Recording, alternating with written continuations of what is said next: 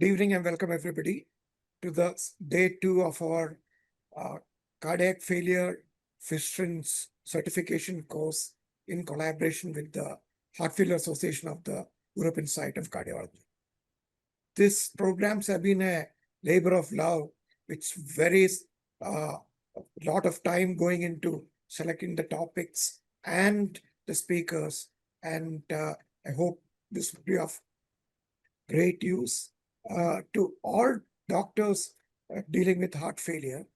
And the details of the session and for the other things, I request Dr. Hari Krishnan to take it forward. Thank you, Abraham. Welcome to the day 2 of the physicians course conducted by Heart Failure Association of India in association with the Heart Failure Association of the ESC. So today we will start with the recap of the first day by Dr. Veena Nanjappa from Jayadeva Institute, Mysore. This will be followed by evaluation of heart failure, what should be the Indian protocol by Dr. Samir Srivastava. Then we have evaluation of heart failure, the echocardiography by Dr. Shantanu Sengupta, and cardiac MR utility by our European Society faculty, Dr. Chiara Carielli. And last will be master teacher's case presentation, diagnostic issues, one on heart failure reduced and one on heart failure preserved ejection fraction by Dr. Uday Jadhav.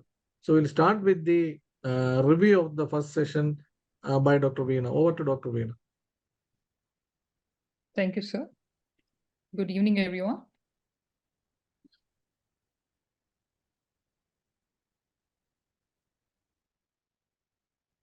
I shall be doing up of day of HFAI meeting. So the meeting began with interesting practice-changing takeaway points from the quiz that was held and where the answers were practice-changing. So I'd like to go ahead with the answers. The commonest etiology for heart failure in India is ischemic heart disease. The one-year mortality of heart failure patients as per the Indian registries is 25%. And then Indian data for HFpEF, the constituent percentage is 10 to 20. Diuretics have no mortality benefit. Metoprolol succinate, the long-acting preparation, is what is indicated in treatment of heart failure and not the short-acting tartrate preparation. For diagnosis of acute heart failure, BNP levels of more than 100 picograms per ml and NT-proBNP of more than 300 is diagnostic, whereas for chronic, it is more than 35 and more than 125 respectively. Clinical follow-up after an admission of ADHF should be done within a week after hospitalization. Any creatinine jump of more than 50% or an absolute value of more than 3 milligram per DL are the only contraindication to withhold ARNI. BNP levels need not normalize for a patient to be considered fit for discharge. The post-cardiac transplant survival rate at 10 years is 53%. And we look at the target dose of certain medications which are used in GDMT of heart failure. The Ramipril is around 10 milligrams per day. Metoprolol is 200 milligrams per day. Bisoprolol is 10 milligrams per day. ARNI is 200 milligrams twice a day. Carvedilol is 25 twice a day. Eplerenone and spironolactone is 25 milligrams per day. And dapagliflozin and empagliflozin is 10 milligrams per day. Valsartan is 160 milligrams per day. And these were the speakers during the session, which also included Dr. Venugopal and Dr. Abraham Oman conducted the sessions. Dr. Hari Krishnan spoke about heart failure in Indian context, and heart failure, it has worse prognosis when compared to some common malignancies like that of breast, colon, and ovary, both in men and women. 5-year survival rates are dismal to that of common malignancies. And heart failure burden in India, there's no prevalence data, but the actual burden is far higher than that of the projected burden. So with respect to the aging population demographics, when you look at 2011 to the extrapolated data for 2051, India is going to have at least a substantial proportion of more than 60 years. And right now, any person more than in 50 years, 1 in 5 have some form of heart failure or the other. India was also a diabetic capital with an increase in incidence from 70 to expected to be around 110 million by 2040.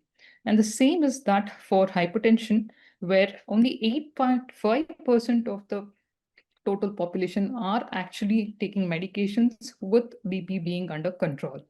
The CAT prevalence, India is in the red zone of the CAT prevalence, and IHT is the most common cause of heart failure cardiomyopathy in India. and it occurs 8 to 10 years younger. When they compared the registry data in the same Kerala registry between 1993 and 2016, there was almost 2.5 times jump in the prevalence rate of CAD. Rheumatic heart disease is the third most common cause of heart failure in India, and congenital heart disease follows rheumatic heart disease. Third of them have critical heart disease, and because of late diagnosis, some can present with irreversible PAH. So this is the distribution. IHT, DCM, rheumatic heart disease constitute 95% cases of heart failure burden in India. And when we look at the registry data, most of the pie is occupied by heart failure with reduced ejection fraction, 2/3 of it, mid-range being anywhere between 18 to 22%, and preserved ejection fraction is anywhere between 12 to 15% as per the NHFR, Trivandrum registry, and Kerala heart failure registry data. So the in-hospital mortality in India is twice that of global, approximately about 8%. And the long-term mortality at 1 year is close to 25 to 30%. At 3 years is about 45%. And 9-year unpublished data is about 78%. So what is unique to India's younger age of onset?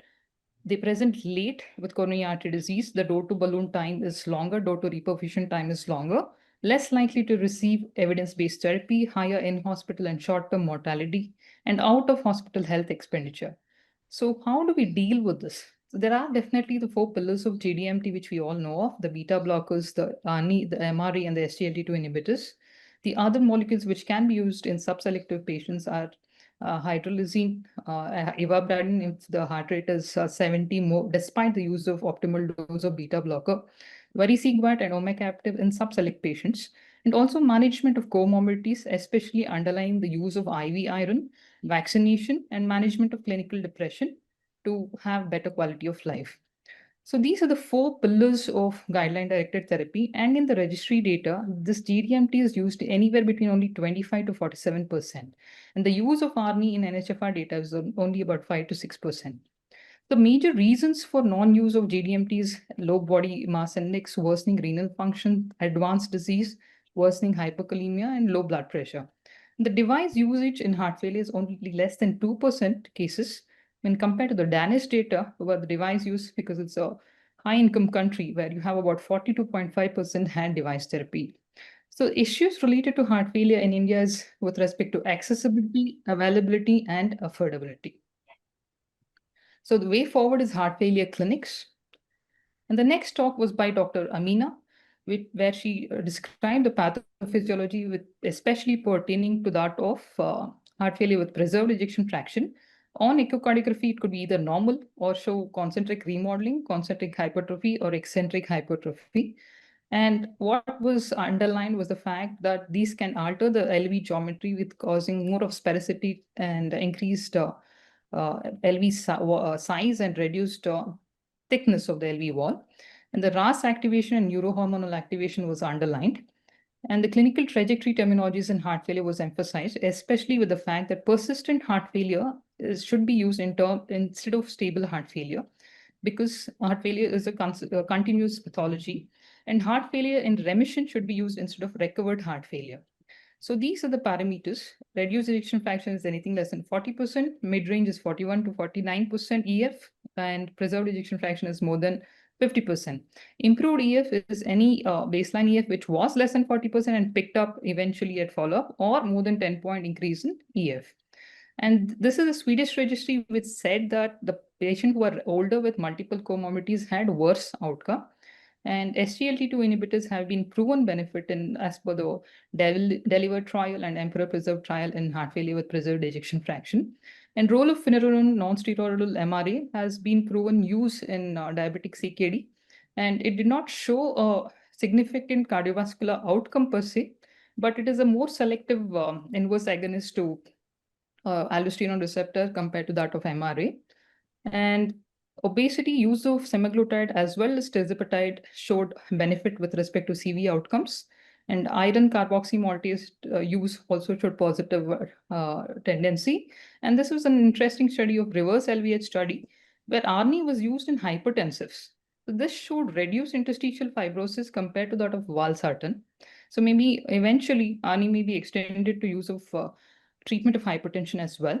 So the EST 2023 update focuses on all these elements of comorbidities as well as heart failure. So these were the historical facts which were underlined, where the consensus trial with enalapril was first time used in heart failure patients, which paved the way for future heart failure medications. The third talk was by Dr. Venugopal with clinical evaluation in heart failure, the forgotten yet useful entity, where raised JVP, gallop rhythm, pulses alternates, narrow pulse pressure, resting tachycardia, sweating, and peripheral vasoconstriction as symptoms and signs were emphasized upon, especially the stages of evolution of heart failure from A to B to C to D. Stage A, where a patient was at risk with comorbidities, chemotherapeutics, genetic variant without manifesting a problem were included. Stage B was pre-heart failure, where they had developed a structural heart disease without developing symptoms or sign. And stage C is when you often see the patients in the clinical setup. And stage D constitutes advanced heart failure. Framingham criteria were two major criteria, or one major and two minor criteria for diagnosis of clinical heart failure was spoken about. And this condition with respect to perfusion was also underlined. And the worst prognosis are the ones with underperfused and congested. So these are the ones with very difficult to treat, and they have to be put into advanced cardiac care programs. And with respect to clinical presentation, the cardinal sign is worsening dyspnea. The most reliable sign is paroxysmal nocturnal dyspnea. And the major prognostic indicators unintended weight loss, as we know of weight as an obesity paradox and heart failure. Orthopnea indicates PCWP to be at least more than 30, that is pulmonary capillary wedge pressure. And bendopnea also portends significant mortality in future. And however, it is not specific, and you can also see it in other entities like obesity and aspergillosis. Epidural reflux as a clinical size was emphasized upon, where there is increase in JV more than 3 centimeters on sustained abdominal pressure of 10 seconds and abrupt fall after the pressure is released. If HJR is positive, it indicates there is elevation of PCWP. So clinical assessment is a class 1 indication at every visit and follow-ups. So this was emphasized upon. Thank you. Thank you, Dr. Veena, for that very nice summary of the last day's presentations. So there were some questions which were asked, and I will try to address some of the questions. All of them are not possible. So one question was difference between metoprolol, succinate, and tartrate. So the evidence-based evidence is for long-acting preparation of metoprolol, that is succinate. So we have to use the succinate formulation of metoprolol. Then how long we can continue ARNI? So I think once you have started on the guideline-directed therapy, we should continue it indefinitely, even if the LV function improves. That is the data. And there is a study called TREAD-HF where they tried to withdraw the therapy once the LV function is normalized. What happened was 45% of the patients had a relapse within 6 months to 1 year. So that is the thing. So we have to continue the guideline-directed therapy. If it is started on ARNI, I think we can continue. And diuretics you can withdraw if the LV function is normalized and the patient is not congested. And the third question is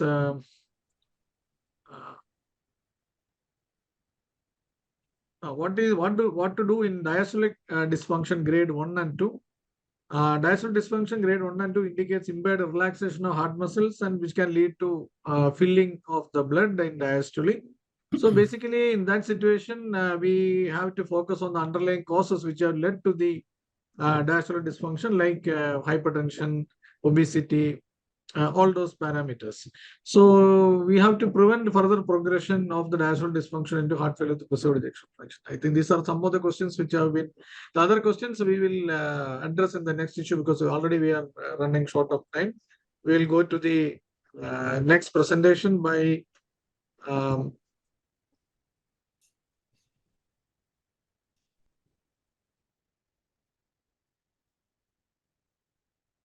Dr. Samir Srivastava on evaluation of heart failure. What should be the Indian protocol? I think it's already recorded. It will be played now. Can Vinay please? Can you please play the talk? So he's just joining, sir. He's going to do it live. Okay. If there is time, Hari, then we can address the other questions till he joins. Okay. The Or we chat. can go to Shantanu's talk. Okay. first. Yeah. Okay, Yeah. Shant. Chandanu's talk is on echocardiography evaluation of heart failure by using echocardiography.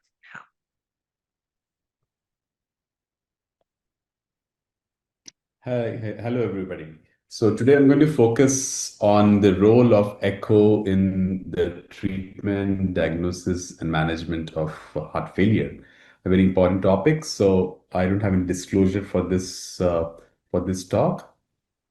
Now, on historical note, the heart is an organ which is one of the most powerful organ, and it was way back in 16,000 when Borelli, a student of Galileo, observed this twisting motion of the heart. It is just like compared to a function of wringing the water out of a wet cloth. So heart also squeezes, and it's one of the most efficient organ. And once this squeezing gets altered, you have all the changes of heart failure. And this twist, if you can see, this is the apex. The apex is getting twisted anti-clockwise. So, and the base moves clockwise. So if this twisting and swirling motion gets altered, the patient has have problem. This can be now picked up by non-invasive imaging of echo. Now, this twisting can be seen on very high-end cardiac ultrasound. It has demonstrated that there are helical myofibers which help this augmentation of maintaining the ejection fraction and stroke volume in patients in normally. But this gets altered in patients of heart failure. Now, this model is from a rat left ventricular myocardium, and as you can see, the endocardium and epicardial muscles contract and they go in a reverse direction, and this is an important thing which needs to be maintained in a normal person. Now, heart failure is an entity where there's a problem in the muscle in the myocardium, and normally the left ventricle has got three kind of fibers: the longitudinal fibers, the radial fibers, and the circumferential fibers. The longitudinal fibers are mostly subendocardial, while the circumferential fibers are subepicardial. While the right ventricle has got predominantly the longitudinal fibers and some amount of radial fibers. And this orientation is maintained by the apex, which moves anti-clockwise, and the base, which moves clockwise. So it forms basically a contractile function. And this orientation is important, and this you can pick up nowadays by something called strain imaging. The longitudinal fibers and longitudinal function can be identified. Now, why this is echo becomes an important tool, and this was the work which came in circulation. So on the y-axis there is end-diastolic PA pressures, and on the x-axis there is time. The upper one is patients of heart failure with reduced ejection fraction, and the lower one is heart failure with preserved ejection fraction. And as you can see, whenever a patient or a person gets admitted to the hospital or has an event because of heart failure, he or she will always have some condition before 2 weeks prior. So hemodynamic congestion precedes clinical congestion and congestion heart failure by more than 2 weeks. So it becomes mandatory for us to identify the group of patients in this phase. And if you can pick them, give them good medicines, you can prevent their admission. So it's basically heart failure is a pathophysiological state where the heart is unable to pump the blood at a rate to commensurate with the requirements of the tissue. And it does so by elevating its filling pressure. Now, why looking at the heart failure by echo is important? Because as you see, the patients of HFrEF and HFpEF behave almost similar. And this is an outcome data of both the groups, that if they're not treated well, the prognosis will be more or less similar. So the ACC AHA guidelines, which came 10 years back now, again 22, we need to identify the most fundamental questions is how is the ejection fraction? Is it preserved or reduced? What is the structure of the LV? Is it normal or abnormal? And are there any other associated problems which can account for the clinical presentation? And this can be identified by looking at the echo, which looks at all the chambers. Now, the initial evaluation of heart failure by echo mandates gives us a confirmation of heart failure, tells you about what is the severity, and we have to also give the etiology. Why is it happening? Is it reversible, irreversible? What is the reason? And heart failure now has been divided basically as heart failure with reduced ejection fraction, predominantly by EF, where the EF is less than 40%. Heart failure with preserved ejection fraction, where the EF is more than 50%, and heart failure with mid-range or mildly reduced EF, where the EF is between 41 to 49%.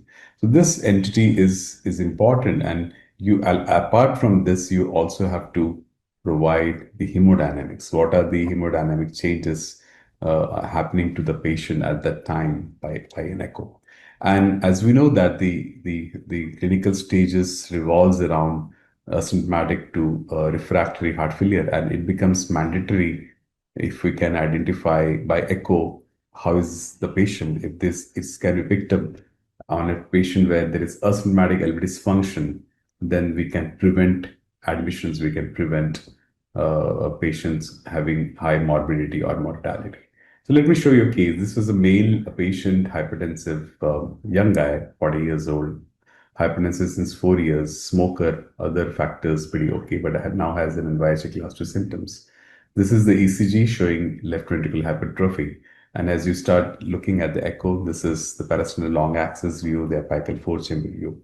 You have to provide us with the thickness of the myocardium, the interventricular septal thickness. Normally in diastole is 1.1. In this patient, it was 2. It was thick heart.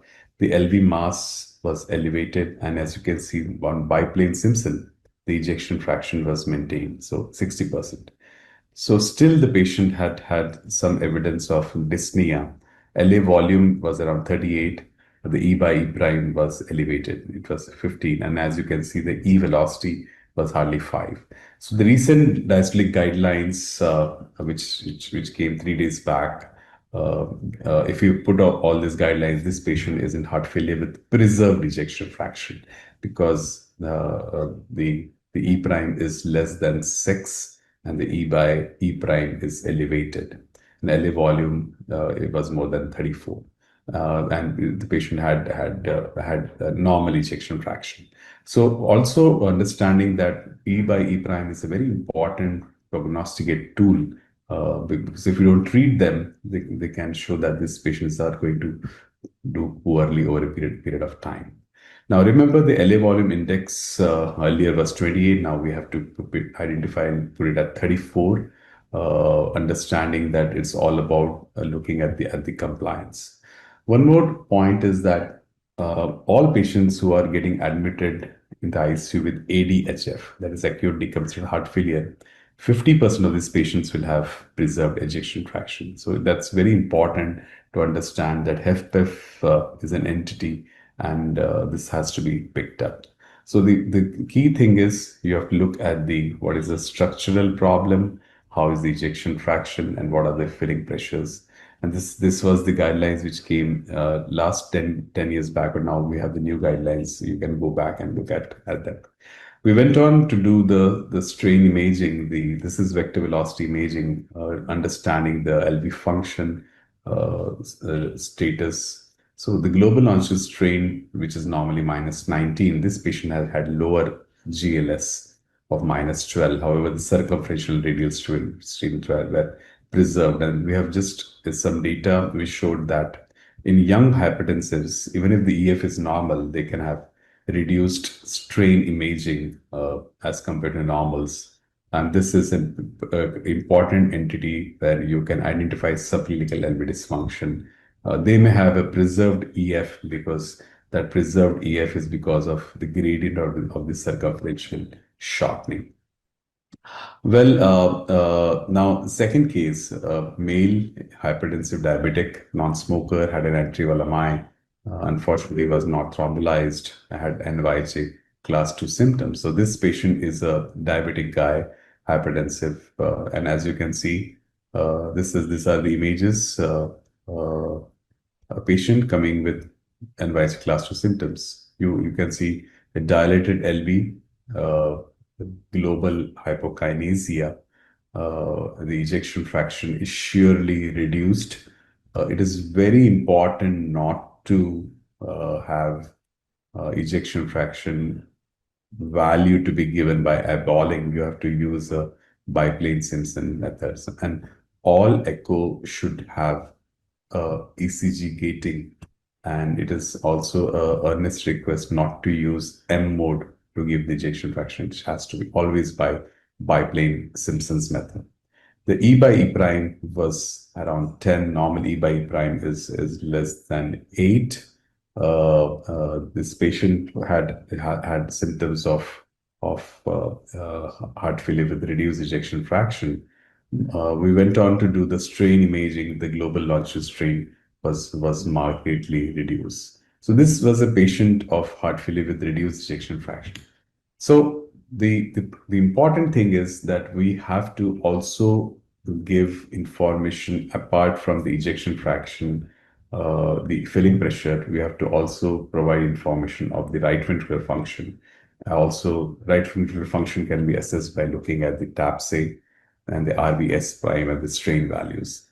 TAPSE values are cutoff is 1.7. If it is less than 1.7, it indicates RV dysfunction. And RVS prime by tissue Doppler cutoff is 9.5. If it is less than 9.5, there is evidence of RV systolic dysfunction. Because if there is evidence of RV systolic dysfunction, these patients do poorly. Also undermining that if the patients have mitral regurgitation, they do very differently, and we have to quantify and provide information about the presence of mitral regurgitation. Now, whenever a patient of dilated cardiomyopathy has an enlarged RV, they generally do poorly over a period of time. The other key thing which is mandatory in all patients of heart failure is to look at the pressures on the right side. A good indicator is looking at the IVC. Now, IVC cutoffs is on basis of the centimeters and the collapsibility. This shows that if it is less than 1.7 and more than 50% collapse, the RA pressure is around 0 to 5. And all these three are more than 1.7, and it's more than 50%, less than 50% no collapse. The right atrial pressures keeps on increasing. Now, evidence of IVC gives you a condition status of the patient, and the guidelines, few guidelines show the value of 2.1. So there was some work which showed that if the body surface area is less than 1.6, it's a good idea to use 1.7 centimeters as the value. But if the person is tall, so if the BAC is more than 1.61, it is a good idea to have the value as 2.1, and everything stays good. So IVC gives you information about the fluid status, the amount of fluid, amount of congestion in this patient, and is a clear-cut reflection of the right atrial pressure. Now, as I was talking about the strain imaging, it's important that no echo gets completed by looking at the structural involvement, and this is an evidence of strain where you have the contractility of the patient. The normal strain is around -20, you can see, and it tells you about the health of the myocardium. If the global longitudinal strain goes towards positive, that is towards -12, -11, it is an unhealthy heart. If it is more than -19 or -20, the global longitudinal strain is preserved. And this is some work which showed that in patients of HFrEF, they have a more advanced LV dysfunction. Strains are very low, and as compared to patients who are HFrEF over a period of control. So the value of echo is very much important in patients of cardio-oncology. And this is a patient who had received anthracycline and trastuzumab, understanding that CTRCD is an entity and all patients of chemotherapy should have a regular use of echo along with biomarkers, that is NT-proBNP and troponins. So this patient had a GLS baseline which was preserved, but over a period of time, or the GLS started reducing, understanding that this patient had CTRCD. Now, you can also use strain imaging to see a response of a patient in a patient. This is a patient who had a strain assessment where he was diagnosed as myocarditis, and he was subsequently given immunoadsorbent therapy. And the LV function, there was some evidence of improvement in this strain imaging in this group of patients. So strain is a robust marker and tells you about interesting entity about the cardiac performance. We started looking at the cardiac performance earlier by looking just at the cardiac output and the stroke volume by invasive Swan-Ganz catheter. But the history evolved, and we have now ejection fraction by either echo or LV cath. Understanding that we have to supplement this entity by looking at the biomarkers, which gives you more understanding of at the molecular level. And of course, now we have the strain imaging either by MR or echo, gives you an understanding of the force frequency mechanism. So understand that this systolic heart failure, which is HFrEF and the HFpEF, have a very big spectrum of problem. And now the question is, do they in a patient, do they change? Does the ejection fraction change over a period of time? Well, yeah, this is an important work which came in JACC heart failure. So if a patient, of all the patients of HFpEF, most of them, they continue to be on HFpEF, but few of them, 10 to 20%, go to heart failure with mildly reduced ejection fraction. Well, around 2 to 20% will have a deterioration of their ejection fraction. The patients of HFrEF, predominantly around 80% continue to be on HFrEF, but few improve to heart failure with mildly reduced EF, and 20% also improve by good treatment to HFpEF. Now, the other entity is heart failure with mildly reduced ejection fraction. They have also very different scores. They continue to be in heart failure with mildly reduced EF. 1/3 will improve to HFpEF, and the other 1/3 will have a deterioration of their ejection fraction. Now, this entity we have started identifying the profile of heart failure with mildly reduced EF. They're mostly men, younger patients than HFpEF. They can have a coronary artery disease, but less likely behave to have atrial fibrillation and other comorbidities like CKD. So this is a group of patients where the ejection fraction is between 41 to 49%, and they have a very less rise in their NT-proBNP.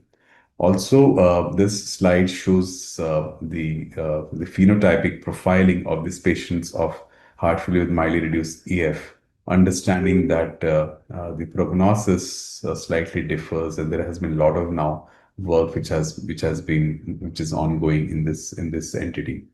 The heart failure with mildly reduced EF has also been subcategorized into 4 entities. I thought that it is important to know that heart failure with mildly reduced EF can have no prior LVEF measured. They can have an unchanged heart failure with mildly reduced EF.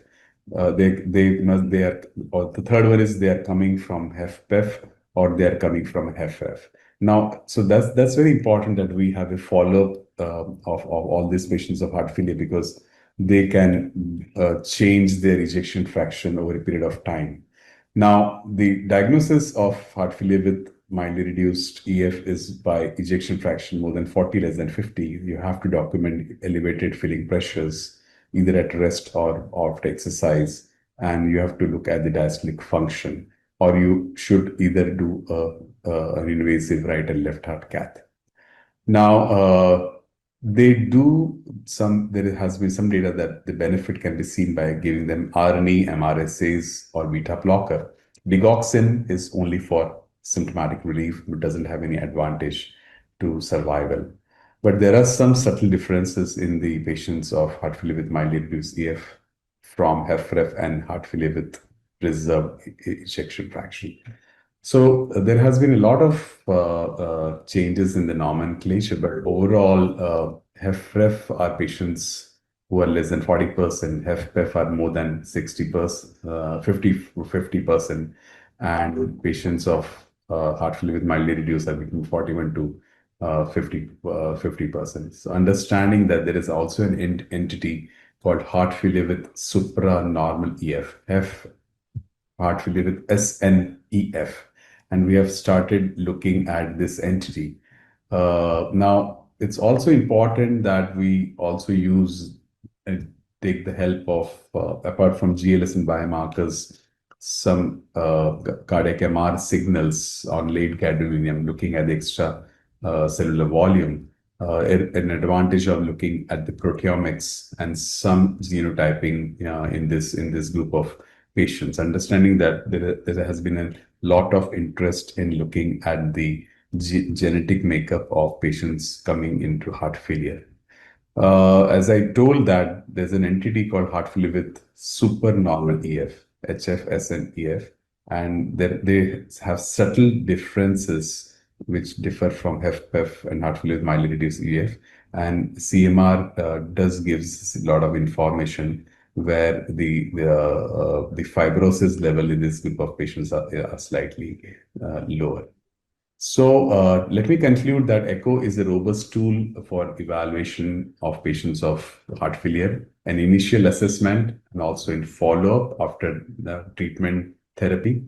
Assessment includes looking at the left ventricular geometry, the systolic function, ejection fraction, the hemodynamics, including the filling pressures, and you have to always document the evidence of RV function and is there any dysfunction, and don't forget looking at the mitral regurgitation. And if you have resources, it is a good idea to give information about the left ventricular global longitudinal strain values and the left atrial strain, because this can give you an idea about what is the treatment management.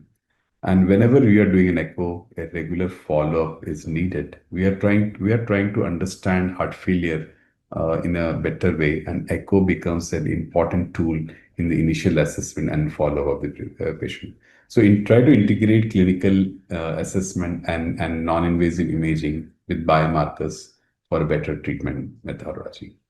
Thank you so much.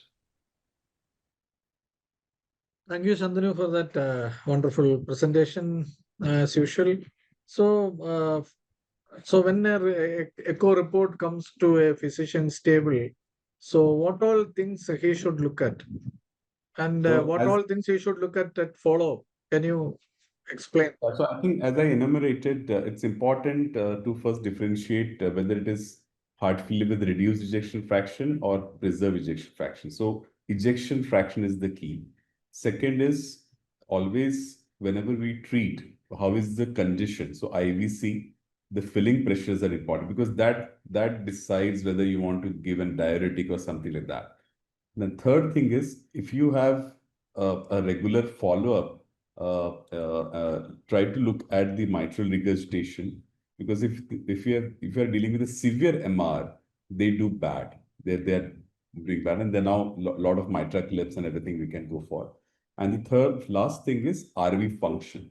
So if the RV function is preserved, if the patient is in HFrEF, they do pretty well. But if there is RV dysfunction, it has a bad prognosis. So that's the key of following up. Of course, you can always have clinical assessment with looking at the weight and all those things, but IVC on a regular follow-up is an important thing. The LV, left ventricular dimensions, and the pulmonary artery pressure also can be followed up on echo, which can give prognostic information. Any comments, Dr. Abraham? Again, Dr. Shantanu, for the fistulins, for HFpEF patients or suspected HFpEF patients, can you just say 5 things which they should look for in the echo? Just basic things. In the Ejection echo fraction for more than HFpEF. 50, yeah. Ejection fraction more than 50%. Look at the RV function. Third is look at the IVC. What is the condition? Look at the E by E prime, that is the filling pressure. And the last thing is, if you have ability to look at the strains, LV, GLS, and LA strains, very important, because there is now an entity where the GLS may be normal, but the LA strains are going down. And the recent guidelines, which has come up 3 days back from the American Society of Echo, shows that there is a very robust role at looking at the left atrium by strain. One question in the chat box: how frequently we have to follow up EF in patients discharged after HFrEF on GDMT?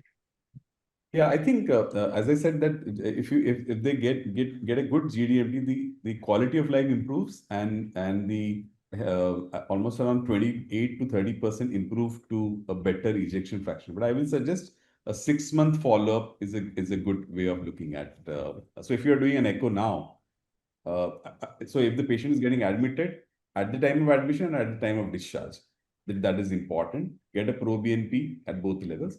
Then a 3 months and 6-month follow-up of echo is a good, gives you a good idea what's Yeah, happening. if there's a clinical deterioration, you have to do in between. Otherwise, Anemia. 3 or 6 months will definitely do. Yeah. Then values of filling pressure to be seen. What to see for RV dysfunction? That is another question. So so the filling pressure, it is, so I think I will suggest that he should go and read the new AAC guidelines. So they have reduced the E prime value to 6, and the E by E prime normally is less than 8.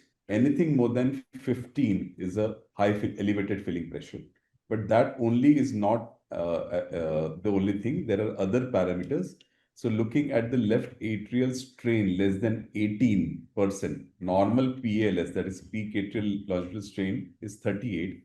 Anything less than 18 is a very robust marker of elevated filling pressure when other things are not available. Significance of LA volume index in heart failure follow-up echo. Yeah, so the LA volume index has slightly gone down, but as I can say, the LA volume index, if it is more than 34, but so I will put the other way. LA volume index is the HB1AC of heart failure, HFpEF, but LA strain is the present blood sugar random of HFpEF. So I will tell you, LA volume index is HB1AC of HFpEF, but LA strain is the blood sugar random of HFpEF. So you can get a day-to-day change in LA strain value.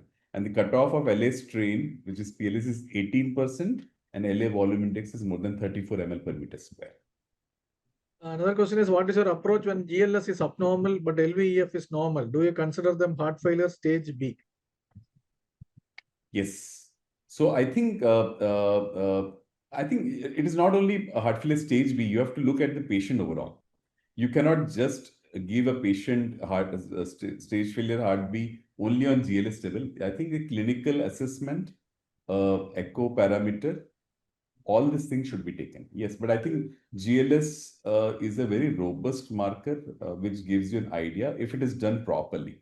So I will tell you that LV GLS should be done in LV focused view, not in a foreshortened view, because there are some caveats of GLS, but I think overall clinical picture is the key. Another question is there any role of adding sildenafil or tadalafil in moderate to severe pulmonary hypertension, but is not related to this, but there is no role for pulmonary vasodilators in heart failure with left heart disease. That is a basic answer to that. So no role for pulmonary vasodilators in left heart disease related pulmonary hypertension. Other questions I think we'll probably give the answers next time. So we'll move to the next talk by Dr. Samir. Dr. Samir, Dr. Chiara has also joined. Dr. Chiara, good afternoon and welcome to our program. So we'll have your talk after Dr. Samir's talk. Dr. Samir, please. Thank you very much, and I just hope my slides are visible in. Yeah, very well. Okay. So my apologies, the internet was not connected well. Whatever. Thank you very much for accommodating me. So my topic for the evening was evaluation of heart failure in India. So this is my disclaimer, the usual disclaimer. I am not a leftist, but I am a very proud left of the center. So these are the problems of India. We have very limited data. We are a different race. We have resource crunch. Our out-of-pocket payers is still the highest. There is poor insurance coverage. Localization of centers of excellence is there, and there is a very marked difference between the haves and the have-nots. And lastly, the RHT continues to deplete lives and economy of all our country. Now, how I have sorted out this presentation is dependent upon the International Society of Hypertension, where they have said that you can have few things which are optimal and there are few things which are essential. That means no compromise versus some compromise, because that is what can be done best for a country where there is so much of diversity as in our situation. Let's look at the cost of the treatment. If you look at this cost of heart failure expenditure for people who have index admission versus follow-ups, it is roughly about 45%, 50%. So it is roughly equally divided. But when it comes to follow-up versus index admission, largely the cost goes into medicines, devices, and procedures. If you look at the hospital services, if you look at the investigations, if you look at the caregivers expense, you look at the professional charges, they are not so huge as compared to what the cost of the medicines, devices, and the procedures is. So this is the data from financial burden of heart failure in a developing country. This cost analysis from Manipal Heart Failure Registry, which was done in 2021. So there would be some changes here and there because it's almost about half a decade that we are talking about the study. But most of the things have not changed. Now, this looks to be a very busy slide, but let me just give you the sum up of it. This is evaluation and diagnosis of heart failure. And when it comes to expense, it is the caregiver's money, which is 87.4% as compared to rest of the things. This was a very interesting study where they calculated the cost. The cost was for biochemistry, clinical hematology, radiology, and cardiology was probably the largest. And the cost was for, so here is the sum and substance of this study, this was a study where the mean age of study cohort was 65 years. And about 40.2% were women. And based on the ejection fraction, about 82.9% patients were having heart failure with reduced ejection fraction. Average hospital stay during the index admission was about 5.3 days. Total expenditure during index hospitalization was about 36.3 million during the 2-year follow-up, which was roughly about INR 45.2 million, or roughly for the whole cohort. Average total expense was 1,33,000. The average out-of-pocket expense was 82,000 rupees.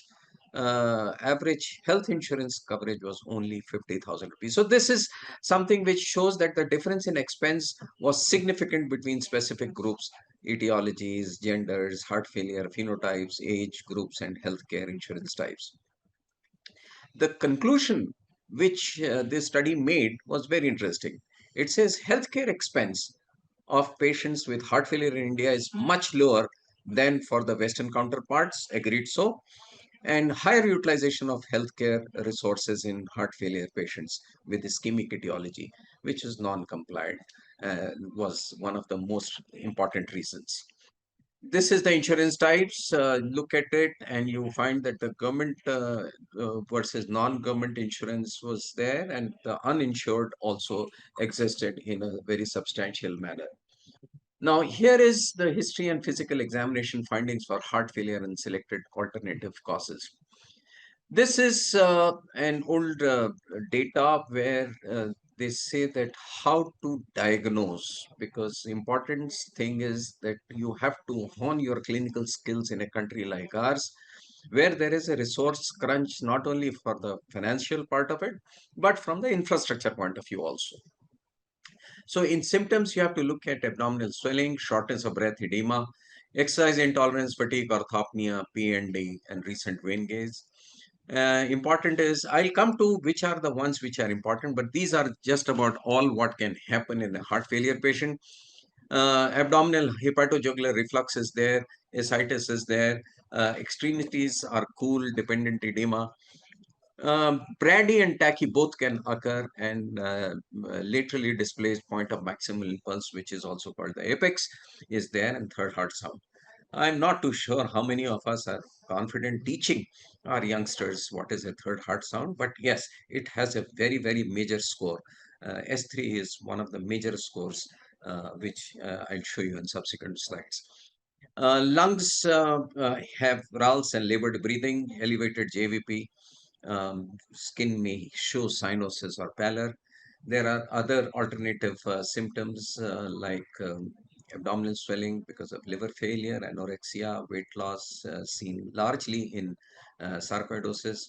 Chest pain can be there because of coronary artery disease, claudication, cough, diarrhea or skin lesions could be there in amyloidosis and carcinoid. Dyspnea on exertion could be there because of pulmonary disease, valvular disease, edema. This is going to be a recurrent theme in this clinical examination. Neurological problems, palpitation, recent fever history for endocarditis, myocarditis infection, syncope. Then on examination, you can find distended abdomen, hepatosplenomegaly, tender ascites, liver disease, joint inflammation, warmth. This could suggest autoimmune disorder or hematological disease, irregular heart rate, wheezing, thyromegaly, and cyanosis and jaundice. So these just about sum up all the history and physical examination. And this is an old data from 2012 from American Family Physicians data. Now, what is the accuracy of this initial evaluation, which I have detailed in the last slide, is very interesting. So this is a ratio which we have calculated, and the specificity has been calculated depending upon the positive likelihood ratio, which is more than 10, or the negative one, which I'll show you in the subsequent slide. So if you look at this, cardiac apex, if it is displaced laterally and downwards, has a specificity of 0.95, very high. Third heart sound is 0.99. Chest X-ray 0.97, and venous congestion and interstitial edema, they almost are close by 0.9796. So if you look at this, this is very interesting. These are all four things which make the likelihood of heart failure more than 10. The ratio is more than 10. And of these, the best is to get a X-ray chest done, which is going to pick up a lot of things which might just get missed on clinical findings. Then there is a moderate likelihood ratio, which is 5 to 10, and this is history of heart failure, hepatojugular reflux, JVP. But again, if you look at the specificity is 0.90, 0.96, 0.92. But look at the positivity of the thing which can be objectively seen. S3, I'm not too sure whether in a tachycardic patient you can really make out S3 or not, but chest X-ray picks up the things best. Now, then there is a positive likelihood ratio 2 to 5, which is much lesser. And all these things have come up from Framingham data, with a caveat that Framingham data, can you translate it into Indian population? Since we don't have too much of data for ourselves, we'll trust that, though Framingham is from a place where they have followed now the 6th generation from the same place, and none of them are South Asians, so to say. But if you look at anything which is more than 0.92, again, the chest exography, pleural effusion is 0.92, atrial fibrillation is 0.93, new T-wave change is 0.92. These are all specificity which are very close to being specific for heart failure. Now, there is, like the way there is a ratio for ruling out heart failure, ruling in heart failure, there is a ruling out heart failure also, where there is a negative likelihood ratio if it is less than 0.1. So Framingham criteria for systolic heart failure has a very high sensitivity. Again, that was for specificity. Here there is sensitivity that you don't miss on anything, and you keep going ahead with testing just in case you don't want to fail. This has the criterias. If you have, you will be able to sum it up reasonably well for heart failure, for systolic and diastolic failure both. Then there is a role of BNP. If the BNP values are low, then you can almost rule out heart failure. And this is for both BNP level and NT-proBNP level, where the sensitivity is 0.94 and 0.2. So it's very good way to rule out heart failure. For other things, shortness of breath, sensitivity is 8.84. Chest radiography, cardiomegaly 0.97. So X-ray chest keeps coming in again and again, and it's one of the best ways to sort out. If you look at the specificity, which I talked in the last slide, versus sensitivity, which I'm talking now, X-ray radiography chest is probably the best sensitive and specific both, which is what is desired out of any test. And if you have venous congestion, it is 0.96. If it is cardiomegaly, then there is 0.97. And normal ECG also has a sensitivity of 0.84 to rule out cardiac failure. Very interesting. Now, these are the Framingham diagnostic criteria for heart failure. It is divided into major and minor. If there are two major criteria or one major and two minor criteria are met, then it is a reasonable thought to make a diagnosis of a heart failure. So what are the major criteria? Acute pulmonary edema, cardiomegaly, hepatojugular reflex, neck vein distension, PND or orthopnea, RELS, third heart sound, gallop. Minor criteria, ankle edema, shortness of breath is there, which surprisingly so, shortness of breath is not a major criteria in Framingham. And hepatomegaly, nocturnal cough, pleural effusion, tachycardia more than 120 beats per minute. These are the minor criteria. So two major and one major or two minor criteria are summing up a reasonable diagnosis of a heart failure. Now comes what are the lab evaluation for heart failure and selected alternative causes. This is one of the most important cost, overt cost, which goes in the treatment of heart failure. So initial test, no question, BNP has to be there.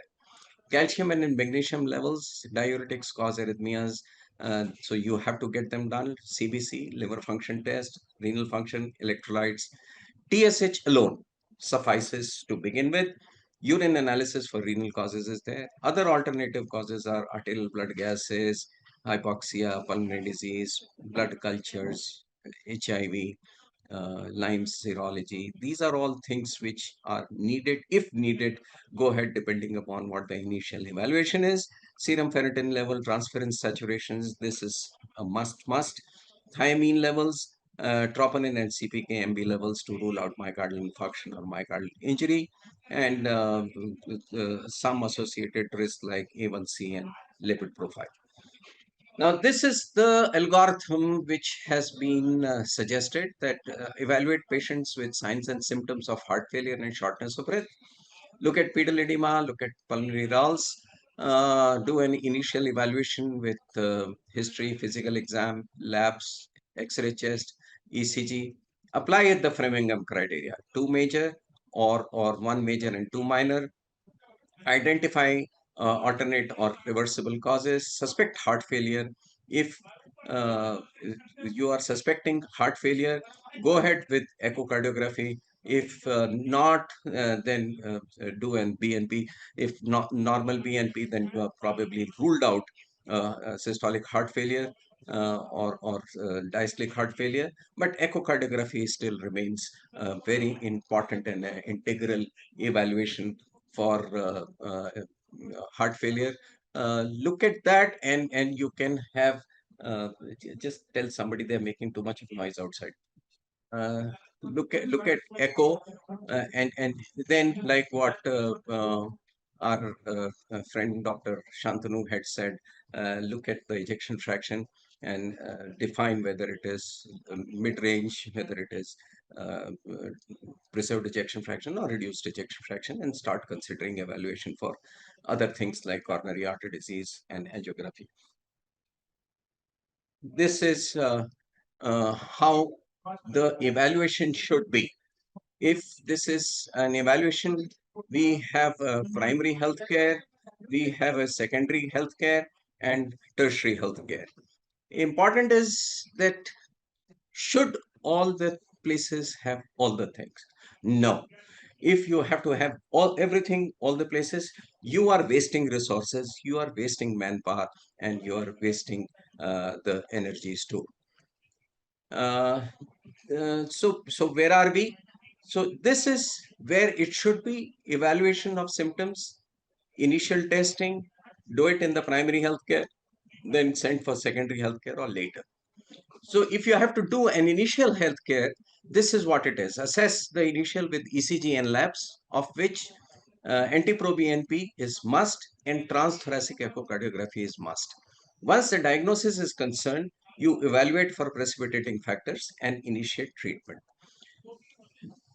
Look at the usefulness of echo and NT-proBNP or BNP. These days, since we have started using a lot of army, our assessment is largely dependent on NT-proBNP rather than BNP. But both of them are mutually exclusive yet parallel. So there is a lot of synergy between echo and enzymes, and we must shamelessly start using both of them together, even at a young primary place. These are some blatant examples where almost always you have made a diagnosis. No history of hypertension. Does it? ECG looks low voltage. There is macroglossia. What are we looking at? Well, this is not NASA science, but if you made an initial good clinical evaluation, you would know that with this echo picture, it is nothing but an amyloid and a typical do a global longitudinal strain and you'll find cherry on top. With other findings like interatrial septum thickness, the 555 sign, no, whatever are the details of it, we can do it, but only one machine can pick up very good example. But then there are certain mimics. These are hypertroph mimics. So the phenotypes, if there is confusing, then you go ahead with more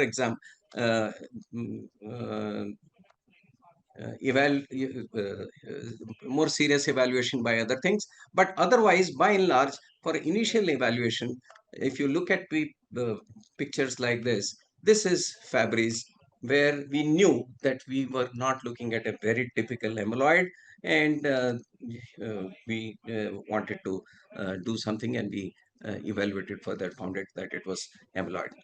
Then there are certain very blatant examples where again you don't have to do anything further than what the echocardiography shows. Here, if you look at the apex of the LV, there are crypts there, there is a blood flowing inside, there is non-compaction, there is clot there. You are looking at something where only angiography probably would look at why there is a hypokinesia and there is a non-compaction with segmental wall motion abnormalities. You don't need to worry too much about it, except that in case you have family screening to be done, you do that screening and test further on with genetic studies in case you feel that there is a need for an individual. Here is the clinical examination in history and physical examination. Now, if you look at the recommendation, in patients with heart failure, signs and symptoms of congestion should be assessed at each encounter and guide overall management, including adjustment of diuretics and other medication. In patients with symptomatic heart failure, clinical factors indicating the presence of heart failure should be sought by history and physical examination. So there is no confusion. Evaluation with signs and symptoms is must. No question about it. Then it further comes that what else should you do? A 3-generation family history should be obtained. This is a must, very important, and it will give you a lot of clues, whether it is autosomal dominant type, whether it is X-linked, whether it is X-linked recessive, X-linked dominant. These are the things which can clearly be found out from family history. In patients presenting with heart failure, a thorough history and physical examination should direct strategies to uncover specific cause. In patients with heart failure, a thorough history and physical examination should be obtained and performed to identify cardiac and non-cardiac disorder, lifestyle and behavioral factor, and social determinants of health that might cause or accelerate development of progression of heart failure. Again, there is no question it should be done in all primary, secondary, tertiary. I'm by and large trying to find out, tell that there are certain things which should be restricted to only secondary or tertiary centers, and the rest of the things should be done rest of the places. Here comes the initial lab and ECG. Again, if ECG should be done for all, lab evaluation should include complete blood count, urine analysis, electrolytes, urea, creatinine, glucose, lipid profile, liver, etc., TSH. And for all practical purposes, a 12-lead ECG should be performed in all. No question. Absolutely wonderful. Use of biomarkers. Now, this is something which is becoming very common. There are now point of care testing facilities available. So for places where they don't have a very detailed biochemistry lab or a pathology setup, they can have a point of care estimation for BNPs or NT-proBNP. This is useful for initial diagnosis and support, but it is optimal for primary, but essential point of care for secondary and for tertiary. There is no denying on that. But in initial, at primary healthcare facility, if they have a point of care facility, they should have point of care. A detailed evaluation can be skipped for the later one. Number two, for patients, these are for BNP and NT-proBNP levels, and again optimal for primary, essential for secondary. These are selected potential causes of elevated peptide levels. We are not going into the details of that. Suffice it to say that there are several non-cardiac reasons why NT-proBNP can go up, and advancing age, atrial fibrillation, anemia, failure, obstructive sleep apnea, pneumonia, pulmonary embolism, pulmonary artery hypertension, critical illness, bacterial sepsis, severe burns, all of them can give rise to increased NT-proBNP levels, despite the fact that the LV or the no systolic or diastolic heart failure is there. Genetic evaluation and testing. It is optional for primary, optional for secondary, optional for tertiary. Keep it for research and selective heart failure referral centers only. This has its own connotation. We should do it if there is a need for it, and it's a resource intensive evaluation, time consuming evaluation, and it needs a lot of money. I think genetic evaluation testing should be kept for research and selective only heart failure referral centers. There are certain factors implicating possibly genetic myopathy. You can go in details for the three generation history. If it suggests that you must do, go ahead with that. Otherwise, leave it best but you can get some clues if you see a long QT or a Brugada on ECG. If you see marked LV hypertrophy, you can start suspecting Dannon's or Pompe's. If you see a LV non-compaction, right ventricular thinning, Ull's disease or ARVD, these are certain places where you can go ahead, but ask specifically about family members with history of myopathy, weak heart. This is something which is very important. These are examples of factors implicating possibly genetic cardiomyopathy. If you have frequent NSVTs or very frequent PVC, sustained VT, AF, ICD requirement in the family, early onset AF, early onset of conduction disorder, these are certain markers where you would be more inclined to do genetic cardiomyopathy. If not, just leave it for research centers and selective heart failure specialists. Now comes the role of cardiac imaging. Very aggressively, everything is being utilized for multi-modality imaging. Here comes my leftist inclination that for new onset heart failure, X-ray, echo, ECG is a must, no question. When it comes to cardiac MRI, I think it should be left best for tertiary centers, because most of the primary centers or secondary centers in our country don't have an MRI. And for every heart failure where we know the cause, say if you have got coronary artery disease and LV dysfunction, you don't need a cardiac MR for that. You don't need to calculate the LG, you don't need to calculate. Yes, ejection fraction is good enough to decide about what the need for ICD is after 4 weeks of acute MI, 6 weeks of acute MI. But for all practical purposes, keep CMR for tertiary referral center.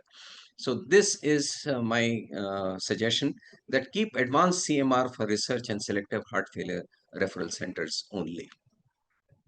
Now comes CT, PET. Again, the issue is that you can use them. The only thing is that how many times do you think that our patients with obvious reasons would need it? Again, keep it for advanced imaging research and selective heart failure referral centers.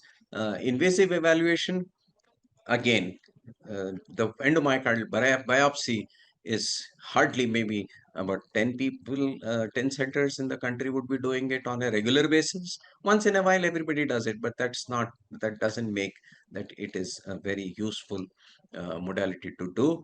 My suggestion again is that keep invasive evaluation for research and selective heart failure referral centers. Functional capacity testing, exercise testing, CPET is, again, keep this too for research and selective heart failure referral centers, because these are the ones where A, it is very resource intensive, and B, for centers who are into LVADs, centers who are into transplants, that it becomes a necessity for those. But for people for just routine purposes, I am not too sure whether we should recommend it very strongly.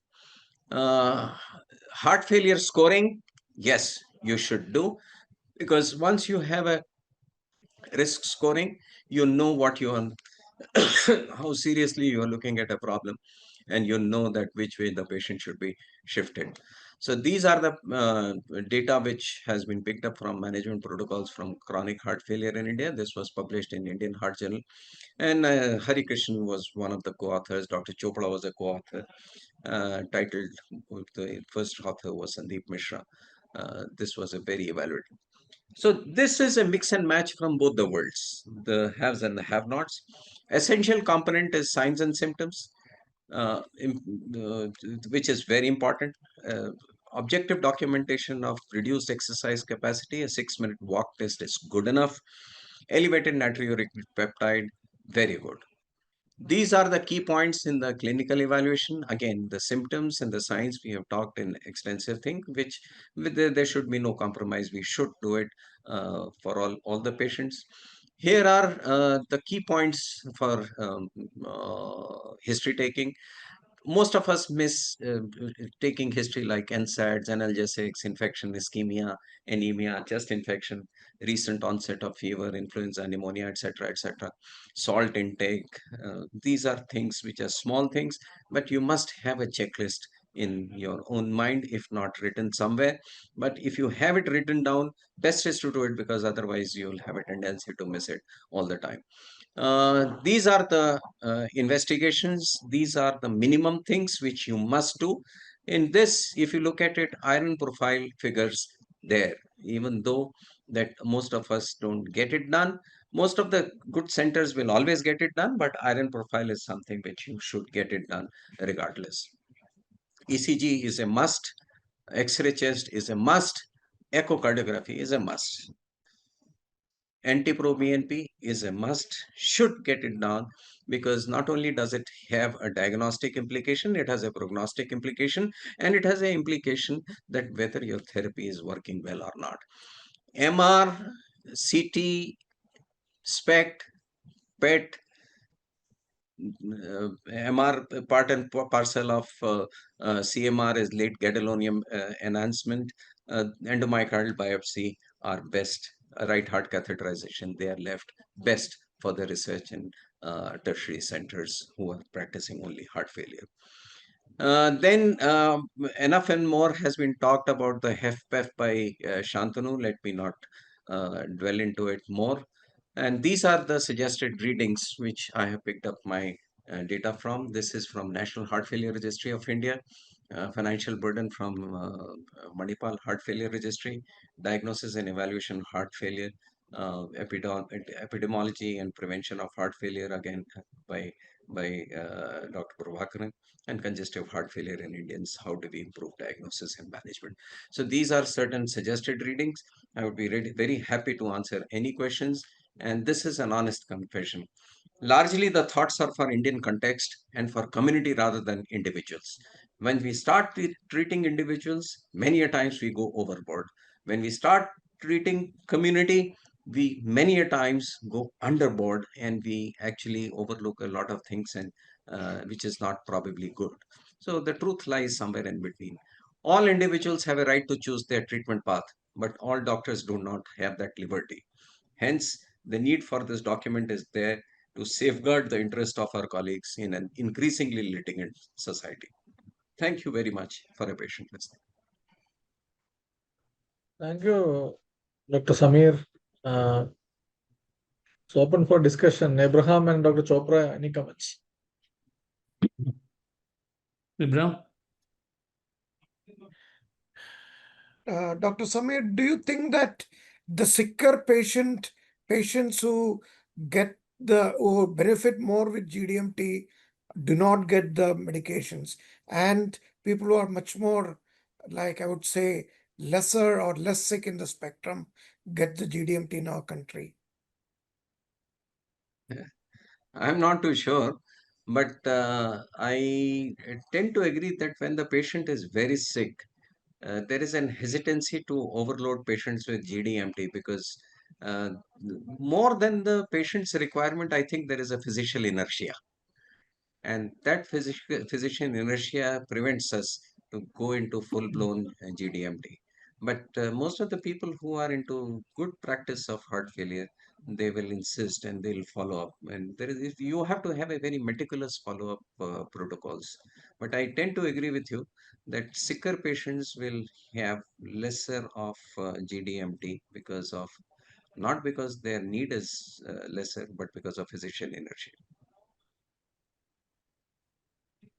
Also, Samir, I think clinical examination is, what can I say, a dying art nowadays. Hardly people spend much time on history and on physical examination. So, I mean, there is a long list that you have given. They are extremely useful points. But somewhere we have to summarize and see this is the basic bare minimum. In an ideal world, all those things should be done, all that history should be taken. It doesn't happen, unfortunately.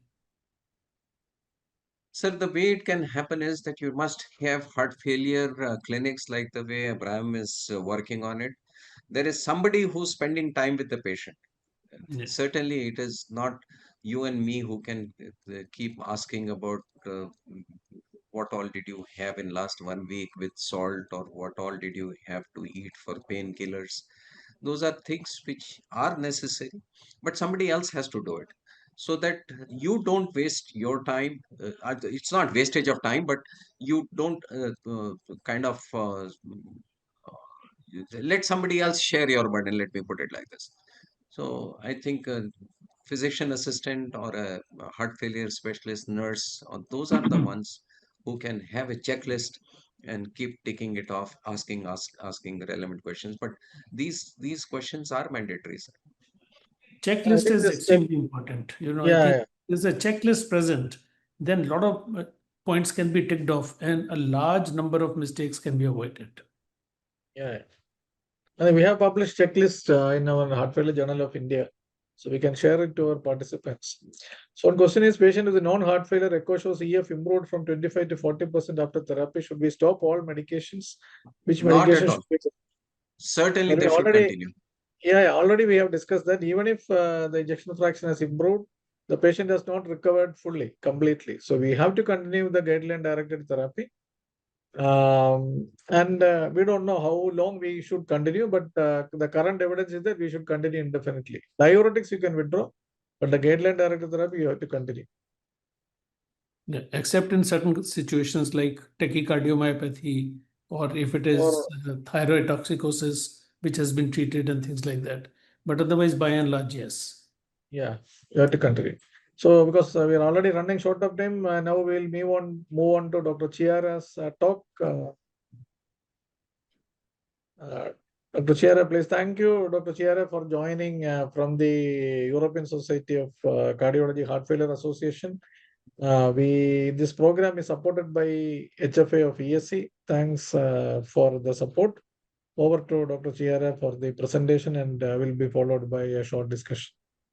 Yeah, thank you, Dr. Adi Krishnanan and Dr. Chopra for this invited to be here, and namaste to all the colleagues connected to this webinar. I'm married to an Indian gentleman from New Delhi, so I feel very close to India, although I need to still learn Hindi. So, but at some point, maybe I will be able to give this talk in Hindi, who knows?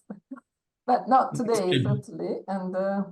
And in any case, India speaks English. So, but I'm just trying to make this little personal reference to my personal life. Let's see. So, trying to share my screen. Right, let me actually pull the talk from somewhere else. It's right at the bottom, a green button. Yeah. Just it was not on my screen for some reason. Here we go.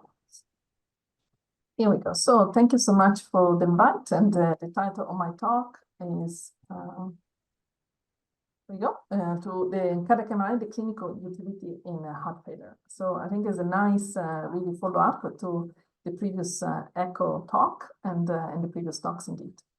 So those are my disclosures. In fact, I might say I'm also a cardiologist at the Royal Brompton and Hereford Hospitals, and I've been doing cardiac MRI for 20 years. I'm a cardiologist and not a radiologist, therefore. So cardiac MRI is very much part of the imaging equipment, also for cardiologists, and so non-invasive cardiologists doing echo and CMR.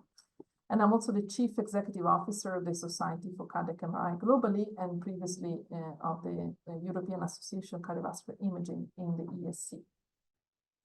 Those are my disclosures. So I think cardiologists, we are quite lucky. We can count on a number of different imaging modalities. We heard a wonderful talk on the role of echocardiography. And there is nuclear medicine, also cardiac CT. They're obviously also quite useful on heart failure, but I would say echo and CMR are really the most useful in every single patient with heart failure. And so why cardiac MR is because it's one test that can provide a lot of different information about the heart, in fact, the left and the right ventricle alike. And you see the cine images are like echo images, essentially, but with the beauty that you can see the contours very well. This will lead to very precise endocardial contouring and therefore 3D volumetric assessment. And this is particularly important for the right ventricle because echo has some challenges, as we know, certainly no CMR. So you see the image are very crisp and very clear. And so even the appreciation of regional wall motion anomalies and the apical segments can be very, very easy with cardiac MR. We also see the valves very well, and so also we can evaluate regurgitation of stenosis similar to echo. But the added value is really the tissue characterization. So in other words, if the myocardium is not functioning properly, then with cardiac MR, we can check why. And we can deep dive into this myocardium and understanding if there is edema, inflammation, like in this case, or if there is fibrosis. And those are both causes of heart failure. Potentially, some are reversible, like the edema, and some are irreversible, like the myocardial fibrosis. We can also do ischemia testing on top, and this is quite useful because then in one test, we can actually get so much information. So it's a very efficient way to evaluate the patient with heart failure in a single test. So to do late enhancement, so to look at myocardial fibrosis, we need to give a contrast agent, which is based on the gadolinium, which is a metal, but it's a chelate, so it's linked to another compound, so it's safe, and is the basis of the contrast media. Is an extracellular contrast agent, so when injected into the vein, of course, is venous, but then it leaves the vascular bed to actually move in the interstitial space. So imagine this is a little cube of myocardium. Those are the myocytes, this with the intact membrane. And you see the interstitial space, so the space between the cells is minimal. And the contrast sits in this interstitial space, which is minimal, and therefore the contrast molecules are just minimal. And so most of the contrast molecules actually leave the myocardium and get excreted by the kidneys. When there is a myocardial damage, whether it's infarction or some non-ischemic cardiomyopathic processes, then there are some changes either in the myocytes, so the membrane ruptures in the case of infarction, or there is infiltration accumulation, so the extracellular space increases. And therefore the contrast can either penetrate inside the myocytes if the membrane is being ruptured as a result of myocardial infarction, or it can accumulate in this increased extracellular space. So regardless of the mechanism, regardless of the kind of process, the mechanism is increased extracellular space for the gadolinium molecule to accumulate. Okay? And then what is nice is this, the contrast does not accumulate in a kind of random fashion, but it follows the pathophysiology of the underlying disease.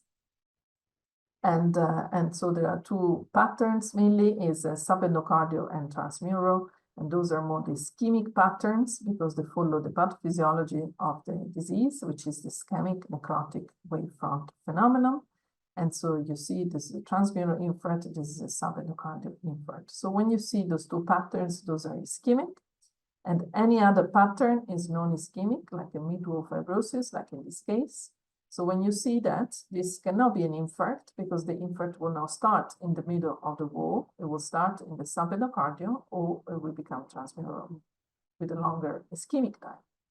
Then another pattern that is seen mainly in hypertrophic cardiomyopathy is a replacement fibrosis of the area of maximal hypertrophy, as you see here. And you then have epicardial late enhancement, like myocarditis, with the patchy areas of late enhancement, either mid-wall of epicardium, or you have this other pattern, which is typical of cardiac amyloidosis. So essentially in these pictures, we look at the presence and pattern of late enhancement to make a differential diagnosis. So what do the guidelines say? Here I took a step back, and already in 2016, just to say that almost 10 years ago, was already recognition that CMI is recommended for the structure and function of the heart, including the right ventricle, when echo suboptimal, so in class 1C. And CMI with late enhancement, so post-contrast, is recommended in all patients with dilated cardiomyopathy to distinguish ischemic and non-ischemic. Okay, in class 2A. So this is now changed in class 1 as well. And also so stress imaging is should be considered, may be considered in patients to evaluate underlying ischemic heart disease. That used to be in class 2B, this is also in class 1 now. And so in fact, this is the 21 guidelines, and see recommended when echo suboptimal, class 1C, and tissue characterization is now not just recommended dilated cardiomyopathy, but really in all cardiac disease, okay, in class 1C. So it means everybody needs to have an MRI, basically. And this is a summary table in where CMR is useful, in which conditions, so coronary artery disease, cardiomyopathies, all of them dilated and hypertrophied, so all phenotypes. Also in congenital heart disease, of course, in infective heart disease, infiltrative disease, storage disease, endomyocardial disease, and also the pericardium. So really a lot of different conditions, okay? So let me show you then in practice how this works. So here you have 5 different patients. They have dilated hearts. So you wonder why, what is the substrate, what is the etiology? imagine those would be echo images, and you see the heart is dilated. These two patients are quite similar. They have left bundle branch block, and also they have a dilated annulus of the mitral valve with mitral regurgitation. So apparently all quite similar, all dysfunctional, but can we distinguish what they have? And so we're going to look at the late enhancement images, and then we're going to try to recognize the pattern, whether it's ischemic or non-ischemic. You remember subendocardial transmural, it's ischemic, and the non-ischemic is everything else. So let's start for the first patient. So first of all, yes, there is late enhancement. And secondly, is where is the inferior wall, is the lateral wall, is the apex, is the lateral wall, is the anterior wall, and the inferior wall. And so the pattern here is what is it? Is subendocardial transmural in certain segments. So it's definitely ischemic. So this is an ischemic cardiomyopathy. And this is the inferior wall is RCA, lateral wall is circumflex, and the anterior wall is the LAD. So the patient had a coronary angiogram and he had 3 vessel disease. Okay? So this is a post-ischemic DCM. This other gentleman here. So at first there is no late enhancement, then we can see there is a small rim of mid-wall late enhancement. You see here, very, very subtle, but yet present. So this is a case of a dilated cardiomyopathy. So in other words, non-ischemic dilated cardiomyopathy. Now, if it's idiopathic or whether it's post-myocarditis, then it's hard to tell. And this other patient, let's see what it has. There is also pericardial effusion. And the pattern here is quite interesting because here looks transmural, here looks epicardial, but towards the right ventricle. There is maybe also some RV involvement, etc. So this patient is actually a cardiac sarcoidosis. Now, it's not possible to make the diagnosis just on those 2 pictures, but also in the mediastinum, there were lymph nodes, pericardial effusion, kind of brings inflammatory condition as well, was lung changes. So altogether, we put these images together and it was cardiac sarcoidosis. Now, the 4th patient, you see here the pattern of trabeculae is quite prominent, and particularly here in the 4th chamber, and there is no late enhancement, so this is a case of non-compaction. Sometimes this trabeculae is not easy to see with echo because it can be confused with LVH. Right. 4th patient has this mid-wall epicardial late enhancement, and this is typical of myocarditis. Now, we can also assess the thick hearts, of course. So here again, 4 patients and with 4 very different patterns of late enhancement. So the first one is amyloidosis, and you see here this zebra pattern, bright, not so bright, and bright again. And also the RV is bright, the atria also is bright. So it's all amyloid infiltration everywhere. You see there is the apical sparing, which is known also on echocardiography. Also, the cavity is typically quite dark because the amyloid protein in the myocardium is quite contrast avid, so it sucks the contrast from the cavity into the myocardium. Okay, this other pattern here is mid-wall fibrosis in the area of maximum hypertrophy. So this typical hypertrophic cardiomyopathy, so replacement fibrosis.